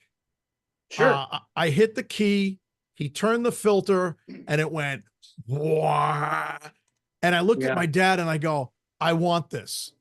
And my father says, well, how much is it, to the guy? And it was $4,500, dude. Mm-hmm. Right. And this is back in the 70s. Yeah. I was just a kid.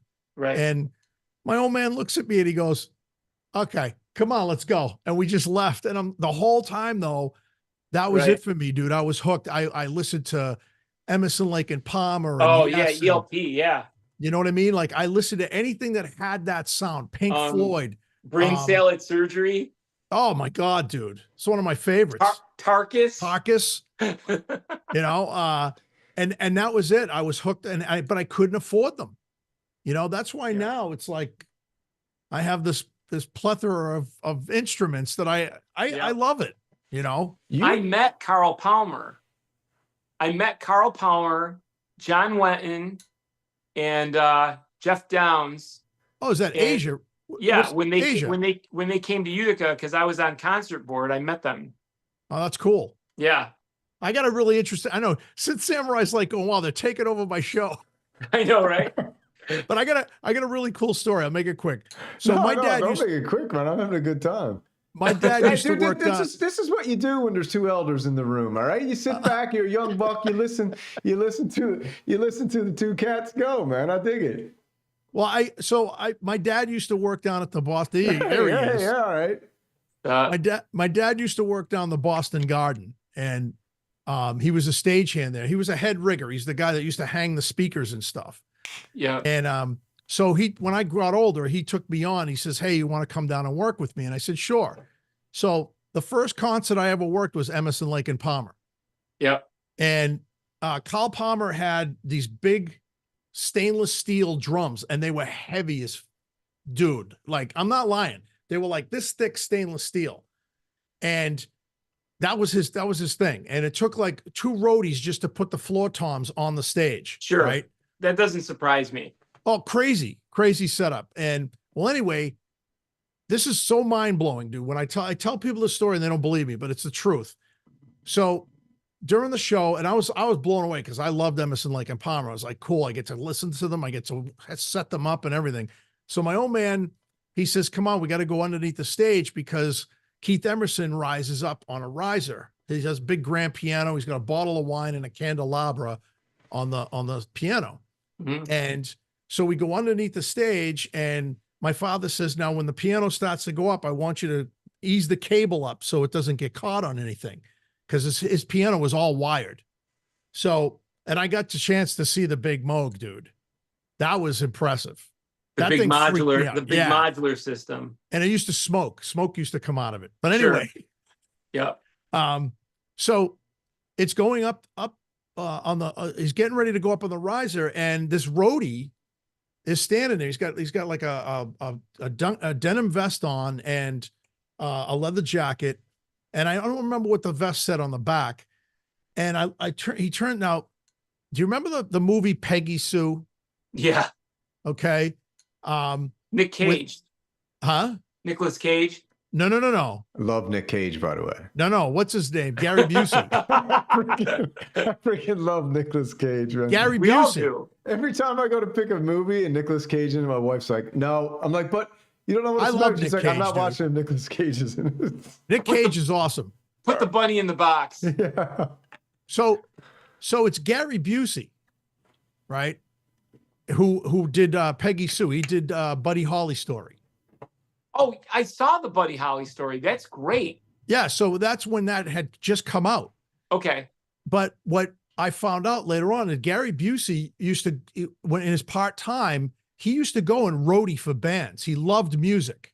This is before he hit his head on the freaking curb on a motorcycle accident. He was normal, right? Right. So I'm under the stage with my dad, and all of a sudden this guy turns around and it's Gary Busey, and he says, hey man, he says, you want to meet Keith? And I was like, yeah. And then I'm looking at him and I go, Dad, that's freaking Gary Busey, right?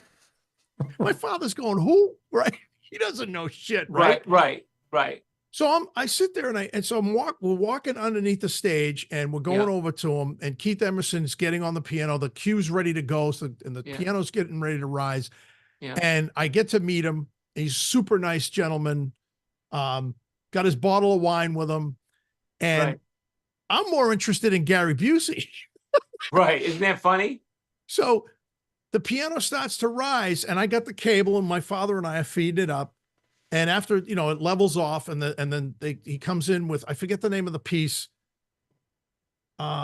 but it starts off and it's intense, and all of a sudden the drums come in, and I look over at Gary Busey and I go, "You're Gary Busey."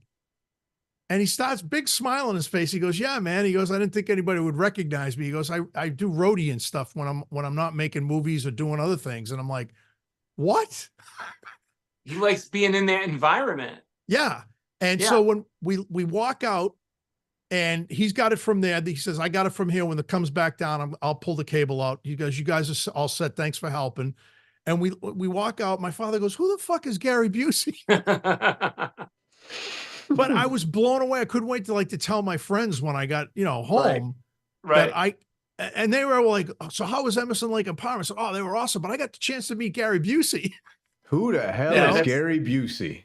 Yeah. You don't know who Gary Busey is? Point Break? You didn't see Point Break? Who the hell is Gary Busey? No. Point Break, man. Are you playing? I saw Point Break. It had Keanu Reeves in it.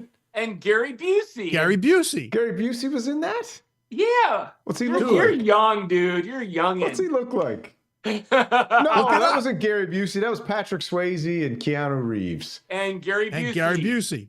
He had a role in that? Yeah. I actually like that movie. I don't remember him though. But he was also in Under Siege. He was the cop. He was the cop that was helping Keanu Reeves. He was also in Under Siege with what's his name? Steven Seagal. Yeah, Mr. Seagal. Oh yeah, Steven Seagal is amazing, dude. All right, but listen, after that little trip down memory lane, we're talking about pad synthesizers. Echo, you wanted to tell me. Hey, there was a synthesizer thing in there. I got a chance to see Keith Evans in synthesizer. I like that. But the topic you want to talk about was the big pad machine. What's a big pad machine? I figure you guys might have some insight into what is the biggest pad machine synthesizer out there. Well, let's ask the junkyard, man. What do you think the biggest pad machine is? What are we talking? Are we talking about stuff that's out now or old stuff? I guess stuff you can get now. Yeah, whatever, right? Whatever. Like for big, gigantic, super fat, insane pads of all forms, not just one pad. Like, I gotta be honest. I spent a lot of time a few days ago watching. I was joking about Lisa Belladonna. She's very talented. Yeah, I kind of got that when you picked up the wooden ventriloquist doll that it was a joke. She knows, she knows her stuff. I think that was a real thing. But I listened. I spent a lot of time listening to the preset video. Have you watched the Lisa Belladonna? Oh, you talking about the preset? Yeah. Video? Yep. No, I didn't. It's got a real wide sound. I think the Moog Muse sounds really wide. For 8 voices with that diffusion delay, it's pretty friggin' wide. I agree, but is that pretty wide? Don't get me on the Moog Muse train again, man. Come on, dude. Okay, let's go back to the OBX8. So I honestly believe, Jim Daneker did the demo of the OBX8, the Prophet 5, and the Prophet Rev 2. Okay? Now, in terms of flagship, the Prophet Rev 2 is like the subordinate of the 3. Okay? But Daneker's video, Daneker was just like, wow, the Rev 2 holds its own. Yeah. You know what I'm saying? So it's kind of like I said, it's like a lot of the reason why the Prophet 10/5 and the OBX8 and the Mini Moog are the prices they're at. A lot of it has to do with nostalgia factor. Yeah. That's pretty much what it has to do with. You go on reverb.com and you try to find an OB8, they're $10,000. Easily. Maybe 8,000 if you're lucky. I haven't checked recently, but what a Jupiter 8 goes for. Yep. Yeah, it's insane. 25 grand. That's insanity. That's insane. And the thing about that keyboard too is it constantly had issues. It's not. It's like I don't want to sound like a broken record, but like when Mark Ronson bought my friend Seth, when he bought his CS80 for 50 grand, What a waste of $50,000. Think That's about all the nuts. toys. Think about all the toys you could buy for 50 grand. Dude, it's a great down payment on a house. The CS80 is junk. But did he buy it for the sound, or was he like, I just want a CS80, you think? What do you think? Like what are you gonna do with a CS80? Mike Dean likes it? I played a CS80. I had my hands on a CS80. Did it feel like 50 grand? No. Did it feel like $3,000? No. It didn't even feel like $3,000. Okay, let me ask you a question. How much does the Rev 2 sound like to you? Like, if you took everything away, when you hear all these synthesizers like OBX8 5 grand, Mini Moog 5, 23 for a Jupiter 8. The Rev 2 sounds like more than $5,000 synth. Yeah, I think hey, listen, I got to apologize to you both. Even though I'm not attracted to it, I think it sounds amazing, okay? I really do think it sounds amazing. No, it does. Turn it on, man. Turn it on. It sounds amazing. It really, really does. I love it. And I told both of you guys that I will probably get the module of the Rev 2 at some point. You just don't like the way it looks. I just don't like how it looks. Which I don't understand. What do you mean? I don't understand. It's a cool looking synthesizer, It's just uninspiring looking, don't you think? No. Matter of fact, the control panel is so inviting. Yeah, it's laid out so nicely. It's just laid out perfect. Turn it up. That's one of the reasons why I bought it, because like I told you, I played it at Sam Ash in New York, and I fell in love with it. It's a cool. Oh, wait a second. I want the module. I'm going to get the module. How much is the module, Echo? I think it's 20 for the module. 24. It's 24. Oh, yeah. Friggin' Synthpunk picked his up for $1,400. Yeah, but is it used? Yeah. See what? Like, how much is a used module? All right, hold on, hold the phone, because I can't put that on the gas list because I already solidified my gas list for the fall season. Right? So my gas list for the fall season has been solidified. And I got a little secret I got to tell you two freaks in a minute. Uh-oh. Yeah. All right. So we're looking at, here we go. Rev 2. Rev 2 module. Top of your head. Used. How much? Someone give me a friggin' price up in here.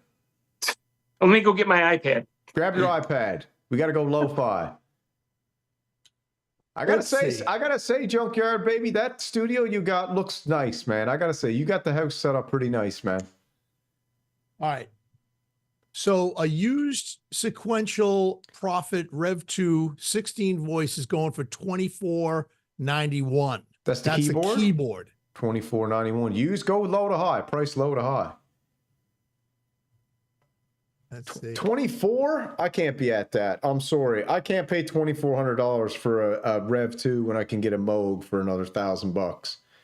And there's Moog Muses on Reverb now, $3,000, $3,200, $3,100, but they go fast. After we did that episode the other night, somebody who was watching the show went and bought that Moog Muse off Reverb that you sent me, Echo. Oh, really? Yeah, it was gone as soon as I went off the show. What the hell happened? Oh, hold on. No commission for it either. You know what I mean? Come on, dude. Oh man, you cranky. I want to have I want to come to your house and get ECHOKRAFT there and get around a campfire. Yeah, you want to know what's crazy? Do you guys want to know what's crazy? I got an outdoor subwoofer and 2 speakers hooked up out in the fucking backyard. Yeah. Really? Yeah, I just don't have the wires connected because I got to get an amplifier and. Here you go. All right, what do you got? So, this is the 8 voice. The 8 voice used. Oh no, watch brand the new too, man. We got young people watching this show. Brand new. Saltwater Mouths on YouTube. What is it? 8 voice, brand new. Module. Is $16.79. Module. Yes. Ooh, that's not bad. How much? Oh used? my God, are you serious? How much used? Yeah. That's cheap. And then we have brand new 16 voices, 2103. Can I tell you something? Of course. Yeah. You know why the prices are what they are right now? Because I showed people how great the Rev 2 is. You know what? You probably did some damage. You did some damage. Dude, I got mine for $1,400. It still had the plastic on the screen. That's a crazy deal. It was mint condition. This is a guy good deal. The guy that sold it to me said, I never understood it. Yeah. What? That's what he told me. That's why he was selling it. So this is a good deal. He never Sequential understood Prophet the look. Rev 2 16 voice module, mint condition, $17.99. That's a deal. That's a good price, man. That's a good deal. That's a good friggin' deal. That means you could get the ARP Odyssey module Rev 3 synthesizer for $953 used. The ARP Odyssey module for how much? That one. There's another one for $766, and then there's a Cream Dream White one, Poppy. Oh, can you look up how much the for $665? Look up EX. What is it? EXH or EHX, one of those words. Mel 9, and tell me what the cheapest one is. What is it? EHX Mel 9. Oh, you want the electro-harmonics. But just type EHX Mel 9. That's what I'm interested in. I put 3 offers in on one of these bad boys, still waiting to hear back. Want to see if there's used any or brand new? Used, 100%. 100%. 0 used. What? Yeah, there's none listed. Come on, I was looking at them today. What site are you on? Wait a minute, you can get a Prophet Rev 2 keyboard version for like $14.50 Where? on Reverb. There's one for $50. Here's a used Mel 9, mint condition. You ready for this? Yeah. 22, 22, 22. So 220. 222, 22. Okay, click lowest to highest. There's got to be one there for like 170. 170. Do you know what this pedal is? That's the lowest. Do you know what this pedal is? Yeah, I do. It's friggin' insane. It's a Mellotron pedal. Yeah, dude. You put a synth through it, turn the mix all the way up, and now you got a Mellotron. I've seen these pedals in action. They're pretty cool. How much? Is that the one for 14? This one is $16.30 total. 1630 used? That's not bad for 16 voice. No, 8 voice. 8 voice? Yeah. So I got mine at the right time. Yeah, you got a deal on that, dude. No wonder you love it. But I've been talking up the Rev 2 since I got it. People watch the videos and the prices of the synths go up. Yeah. All right, so I just want to I'm say serious. something. I think so too. So I influence people. I'm telling you. Yeah, I think you do. I'm going to tell you. So my idea of big pad machines. You ready? Mm-hmm. Number 1. You ready? Yeah, man. Let's hear it, baby. What you got? Juno 106. Okay. No. Well, I'm not done yet. I'm not done yet. Juno 106? Yes, sir. No, I had my keyboard player in my band had one. The 61, the Poly 61 smoked it. I had 2 of them. So hold on. Next in line for me would be, and this is the bottom. I'm going bottom up. Okay. I'm not even going to go new yet. Would be the Rev 2, 16 voice. Yep. Only because I know what pads come out of this thing, man, and it's amazing. Okay. The next one, you ready? Yep. Now, this one should have been first, but I'm doing this one now. The DeepMind 12. Big pads. Okay. Big pads. I didn't enjoy it. I had one years ago. Well, so what I did was I nice speech, dude. I invested in Jamie's from GeoSynths, his DeepMind 12 pads package, and then tweaked them and made my own. And I got to tell you, they sound incredible. Speaking of GeoSynths, he just did an hour and 20-minute TE05 video today, just saying. Oh yeah, the Polybrute. See, the Polybrute 6, man. I like that synth. It's got so much on it, man. It's got the ribbon controller. You got the morph. But see, I still think that sounds. I know you guys are like Jay. It's Echo. Sorry, you're like Echo. It's a dual. The PB12 is dual, right? It's a dual 6. What do you mean dual? Oh yeah. Right, and I still think the demos that I've seen on the Polybrute 6 sound better than the Polybrute 12. That's just me. Anyway, let me get back. DeepMind 12, right? And the next one on the list is going to be the Juno X.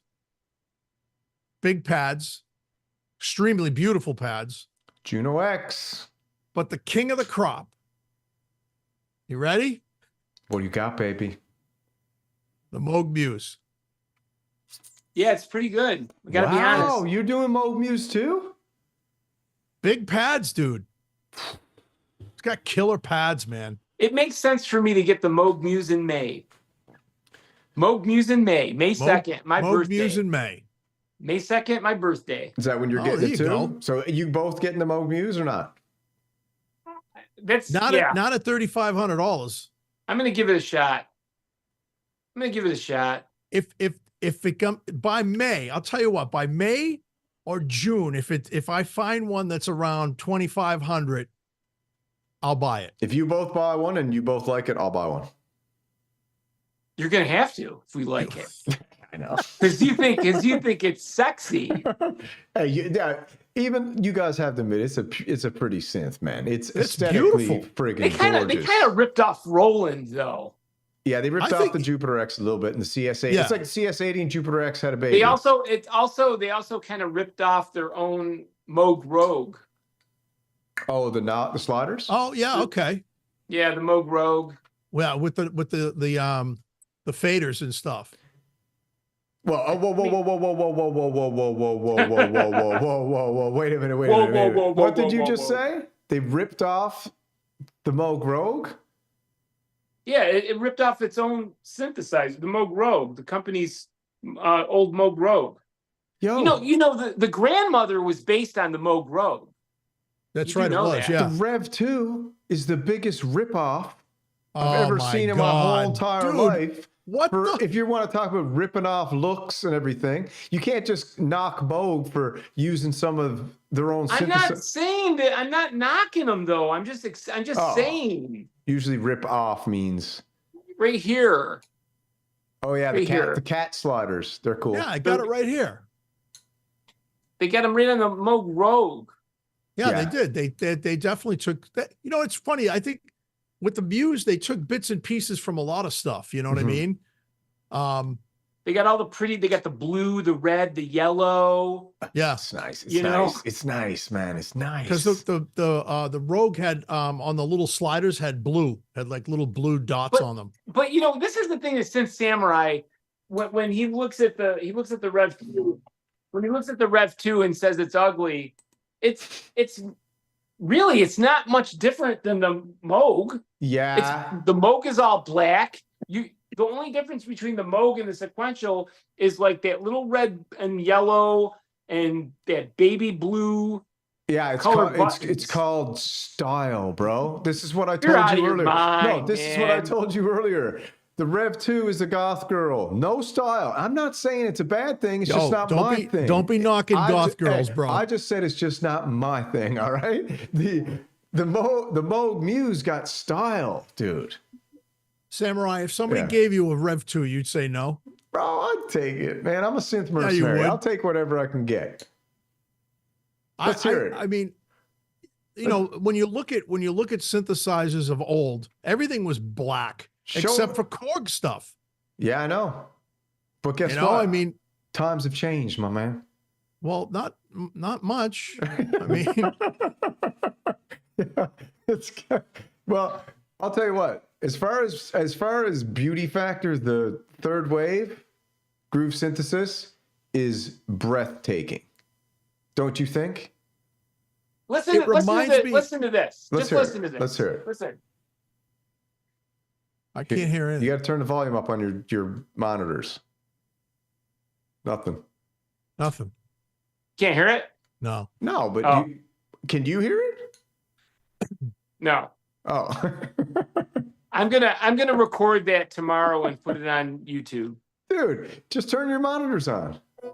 Oh, I hear it. I can't. It's late at night, dude. Oh, I got you. You had to turn down low. I hear you. Yeah, I hear you. Oh. Yeah. Speaking of late at night, though, I got to cook it, man. It's 10:45, and I got to get to the salt mine tomorrow. And oh, by the way, yeah, I just found out too that the Juno X, you can get wood cheeks for it if you order it through Roland. Dude, come on. It actually looks nice. I got to be honest. Oh, you can get it looks really. It looks really nice. It looks beautiful. I've seen it. I've seen the wood ends on the Juno X, and I also have seen the wood ends on the System 8, and the wood ends on the System 8 looks great. What about the wood ends on the Oberheim TE05? No, the wood ends. They could have made the TE05 so nice. They cheapened out. What would you have done? Would you five. just give us a quick? What would you have done? You're in the room with the boys, and they're like, "All right, creative control on the design looks. What are you going to do? Not sound, nothing, just looks." TO5 would have been. You want to hear what I would have done? Yes. If I was in charge of what was going to happen? Yes. The TO5 is going to be the TO6, number 1. Yeah. It's going to be 6 voices. It's going to be 49 keys. Okay. Yeah, that's cool. And on the front panel, it's going to have the Oberheim name on the front panel to the right. Okay. And it's going to have levers like the OBX8. Okay. Instead of the wheels. Okay. And it's going to have wood ends. Pinstripes? You keep the pinstripes? Yeah, of course. Yeah, it's going to have wood ends. It's going to have wood ends. Yeah. And it's what going to have price? wood ends. What price? Same price? $2,000. That probably would have been pretty special because the thing about the TO5... Because you've got a 6 voice now going up against a Polybrute, which is what, $2,700? Yeah. Well, they're gonna do a 6 voice because they got to put one out with the Trigon. They're gonna do it in the Trigon. No, they should do an 8 voice. I think they're gonna do a 6 voice. TE08. It just sounds better. Yeah. TE08. T8. They should just call it. The T8. Well, T8. Sequential had a synthesizer called the Prophet T8. Did they? Well, plus the fact it's Tom's name. Yeah. It's his initials. Yeah. You know. Yeah. E8. But I will say this other thing too. Like I've seen the Hydra synth with wood cheeks too, and it looks amazing. Yeah. I'm thinking about getting a jigsaw and creating my own. There you go. Because the prices I've seen, $100 this guy's charging for wood cheeks for the Hydra. Yeah, get them, stain them. Yeah, and they're oak. I can go down the freaking lumber yard and get a piece of oak. I just think that the TO5 just looks so cheesy with those ends. I wonder if you could get. And also I would have a better screen. Okay, screen's not bad, dude. ECHOKRAFT. This is a question for ECHOKRAFT. So Echo, you played with a Pro 3, right? Yeah. Okay. Tell Synth Samurai how great the screen is. Yeah, it's an OLED screen. It's gorgeous. It's beautiful. It's a delight. It is. I'm not gonna lie to you. I like that synth, dude. I played it. Yeah. You two love the same synths. You know what this would be? Know what this would be? If we were hanging out and we were younger, we were hanging out, and there was this one friggin' chick we hung out with. You two would be in constant friggin' glaze trying to grab her because you both be into the same chick. That's the problem. Yeah, and you know what the problem? You know what would happen? What? She'd end up with you.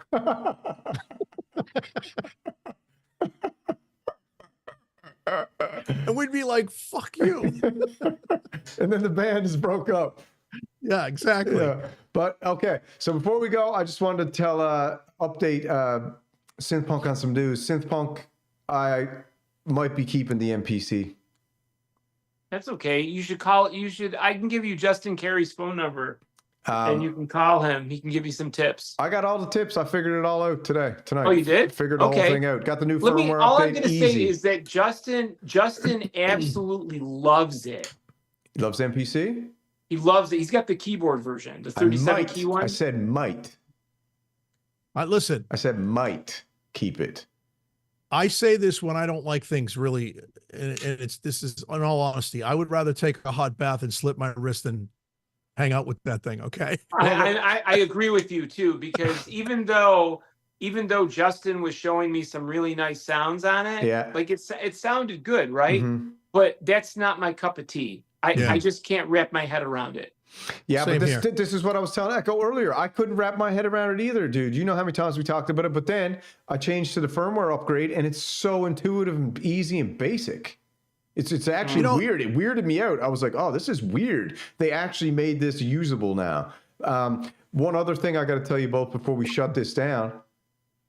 While you two were yarning on there, I bought a synthesizer. What? I got a synthesizer, baby. What'd you buy, bro? I'm not telling you. Oh my! I'm not telling you. Can I tell you what you got? What? I know what he bought. He got the TE-05. No, you know what he bought? What? He bought the Akai Timberwolf. Oh. Wasn't someone repping the Akai Timberwolf the other day? He bought the Akai Timberwolf. Yeah, I said something. I don't think he likes me now because I said the Timberwolf. Are you kidding me? The Akai Timberwolf looks awesome though. Can I tell you something? It's What? a good synth. It's a very good synth. And I the don't know, Mofo. The man. Mofo's cool too. Mofo X4.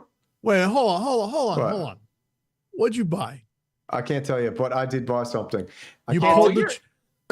I can't tell you because I have to make sure everything goes as planned. So there's a couple things that have to. It is purchased. May the good Lord strike me down. It is bought. Don't say that, dude. Well, no, it's bought. I'm telling you because it's bought. But Well, here's the thing. What? While we were talking and stuff, I did see you looking up and you were doing so, and then every once in a while he'd smile, and I'm like, because I knew what you two freaks were gonna do. You two freaks were gonna gas me up on the Moog Muse so hard it was gonna throw me off course. So I was like, I gotta do something here real quick, and I went and did something real quick. And I don't usually do things quick, if you know what I mean, Echo. I usually take my time. Yes, you do. All right, you know what I'm saying? But you're not going to tell us until you get it and unbox it, right? I think that's kind of what I got to do, you know? Oh, did I say synthesizer? Oh. Yes. Yeah. He got the Jupiter X. I will leave you wondering, but I really don't think this one here, either of you are going to get it. Someone in the chat might get it, but there's no way you two are going to get it because you two are I think you're on a different wavelength. So You got the Novation Peak. you'll have to wait and see, man. You have to wait and see. No, you got the Solar 42F. I was gonna say that. We'll have to see, man. We'll have to see. But like I said, I just had to do it. I told you, man, when I catch the vibe and I caught the vibe, the palm trees behind me blowing in the wind, I was like, I gotta do it right now. You got the Screw it. texture by Sonicware. Maybe, man, maybe. Echo, I gotta ask Echo something real quick. What's up? You there, Echo? Yeah. So you know what this guy does to me? He texts me like every freaking day. You gotta buy something. You gotta buy something. He does that to me. Does he do that to you? He's like, did you buy it yet? Did you buy it yet? I shocked him though when I said you gotta buy something. I shocked him though when I said I already know what I'm gonna buy, and I told him I was gonna buy the Juno X. So, dude, I can't wait till you get that. It's a nostalgia thing with me, and then like I talked about my daughter and stuff. It's just a special thing. So. It's a synth on steroids too. It is. Yeah. You know, I actually did buy something though this week. What? I got my guitar. I bought a guitar from Sweetwater. Oh yeah. And I bought a Yamaha Motif ES rack unit on Reverb. Oh shit. Yeah. I had a Motif. They're nice. The Motif You know what the thing is? Great sounds. I saw the Doobie Brothers in concert. Wait a minute, you bought the motif? I got the motif. Rack mount. No way. Yeah, because I'm going to use it with my SL88. So I went and saw the Doobie Brothers about 3 years ago, and was the skunk playing with them? What guitar did you get? They want to know what guitar you got. Wait a second though. Was Michael McDonald using a montage, a Kronos, or a motif? A motif. Michael McDonald was using a motif. Was Jeff the Skunk Baxter with him? No, it was oh God. John McPhee was there. And playing bass? No, guitar and violin. Really? Fiddle. Yeah, John McPhee was playing guitar and fiddle. Wow. Yeah. And I'm trying to think who what was the guy's what's his name with the long hair, the guitarist? Van Halen. No. No, he's dead, dude. It's so bad, man. Like I'll tell you in a second. We're all good. Pat Simmons. Pat Simmons was there. So it was Tom Johnston, Michael McDonald, Pat Simmons, and John McPhee. Wow. Yeah. Yeah, they're amazing, and they're also old right now, but they are still amazing. Pat Simmons was killing it, and Michael McDonald was killing it. Wow, Michael McDonald's amazing. Yeah, and he was playing a motif. So I'm like, if it's good enough for him, it's good enough for me. Motif. I had a motif. I got it for $475. Oh, that's awesome. Yeah, I got a brand new acoustic guitar. It's a Seagull S6. It's a pretty guitar, dude. It's a pretty guitar. Yeah, Seagulls are nice. I'll probably be getting that tomorrow afternoon. I like the shape of the headstock on the Seagulls. I know. I had a hard time wrapping my head around it, but I liked it. It's cool. Yeah, it's very cool, and they stay in tune, and they've got Fishman pickups. Oh, you gotta do a demo. Do a demo when you get it. You know, I bought a lot of stuff in the past 6 months. Yeah, tell me about it. I bought a $700 Fishman loud box. Oh, really? Yeah, I love it. I know two of the guys that work for Fishman.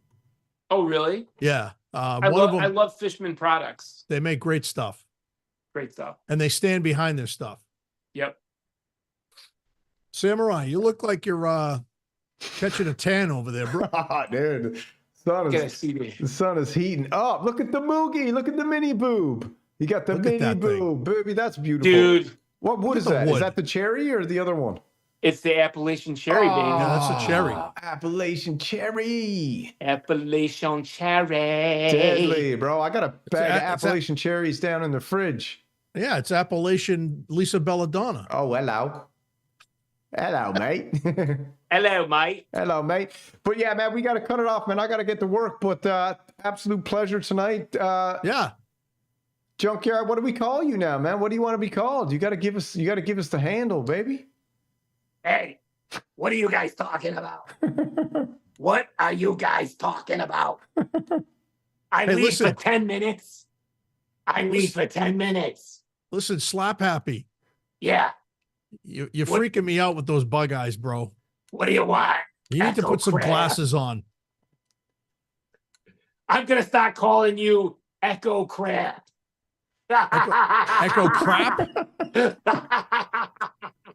Oh, shit. Does that thing's mouth move?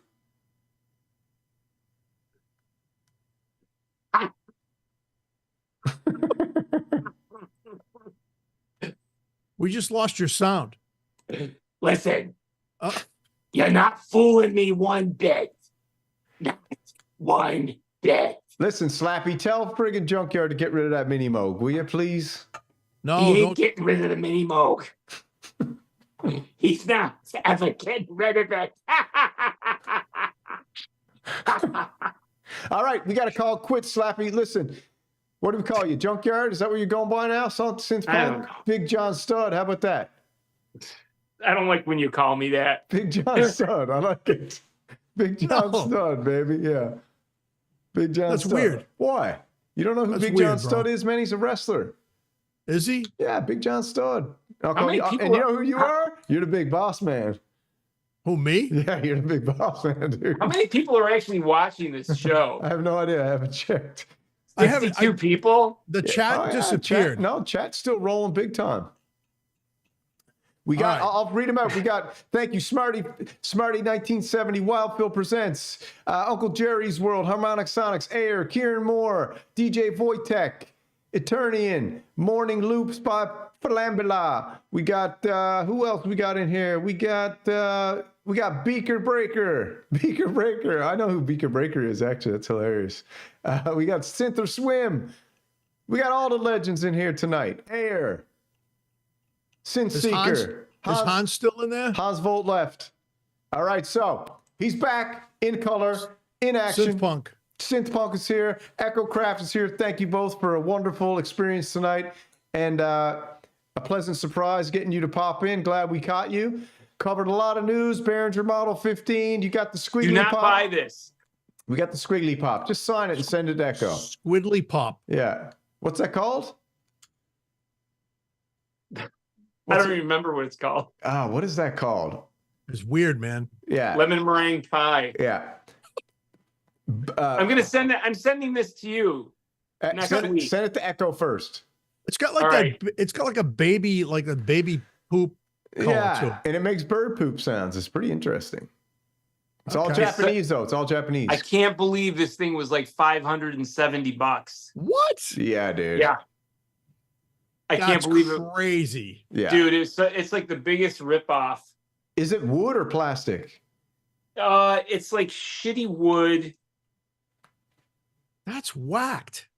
And it can't do much at all. It's like people are so brainwashed by this stuff. It's garbage.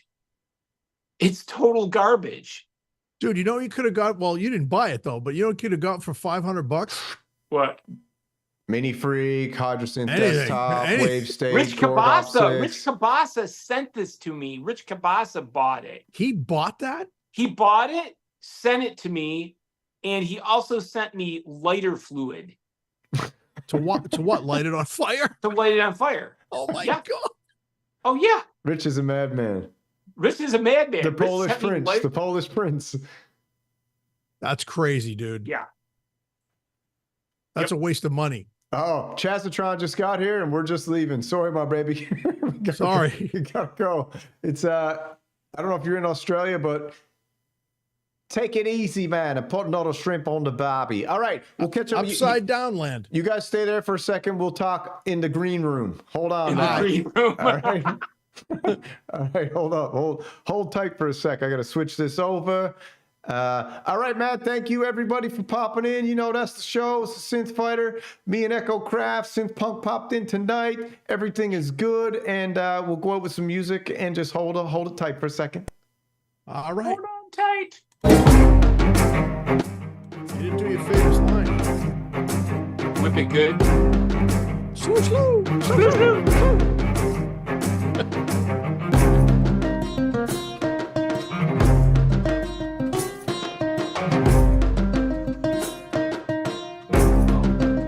Crazy. Are we out? Not yet. I think so. We're still in? Yeah. We still here, baby, but we're about to leave.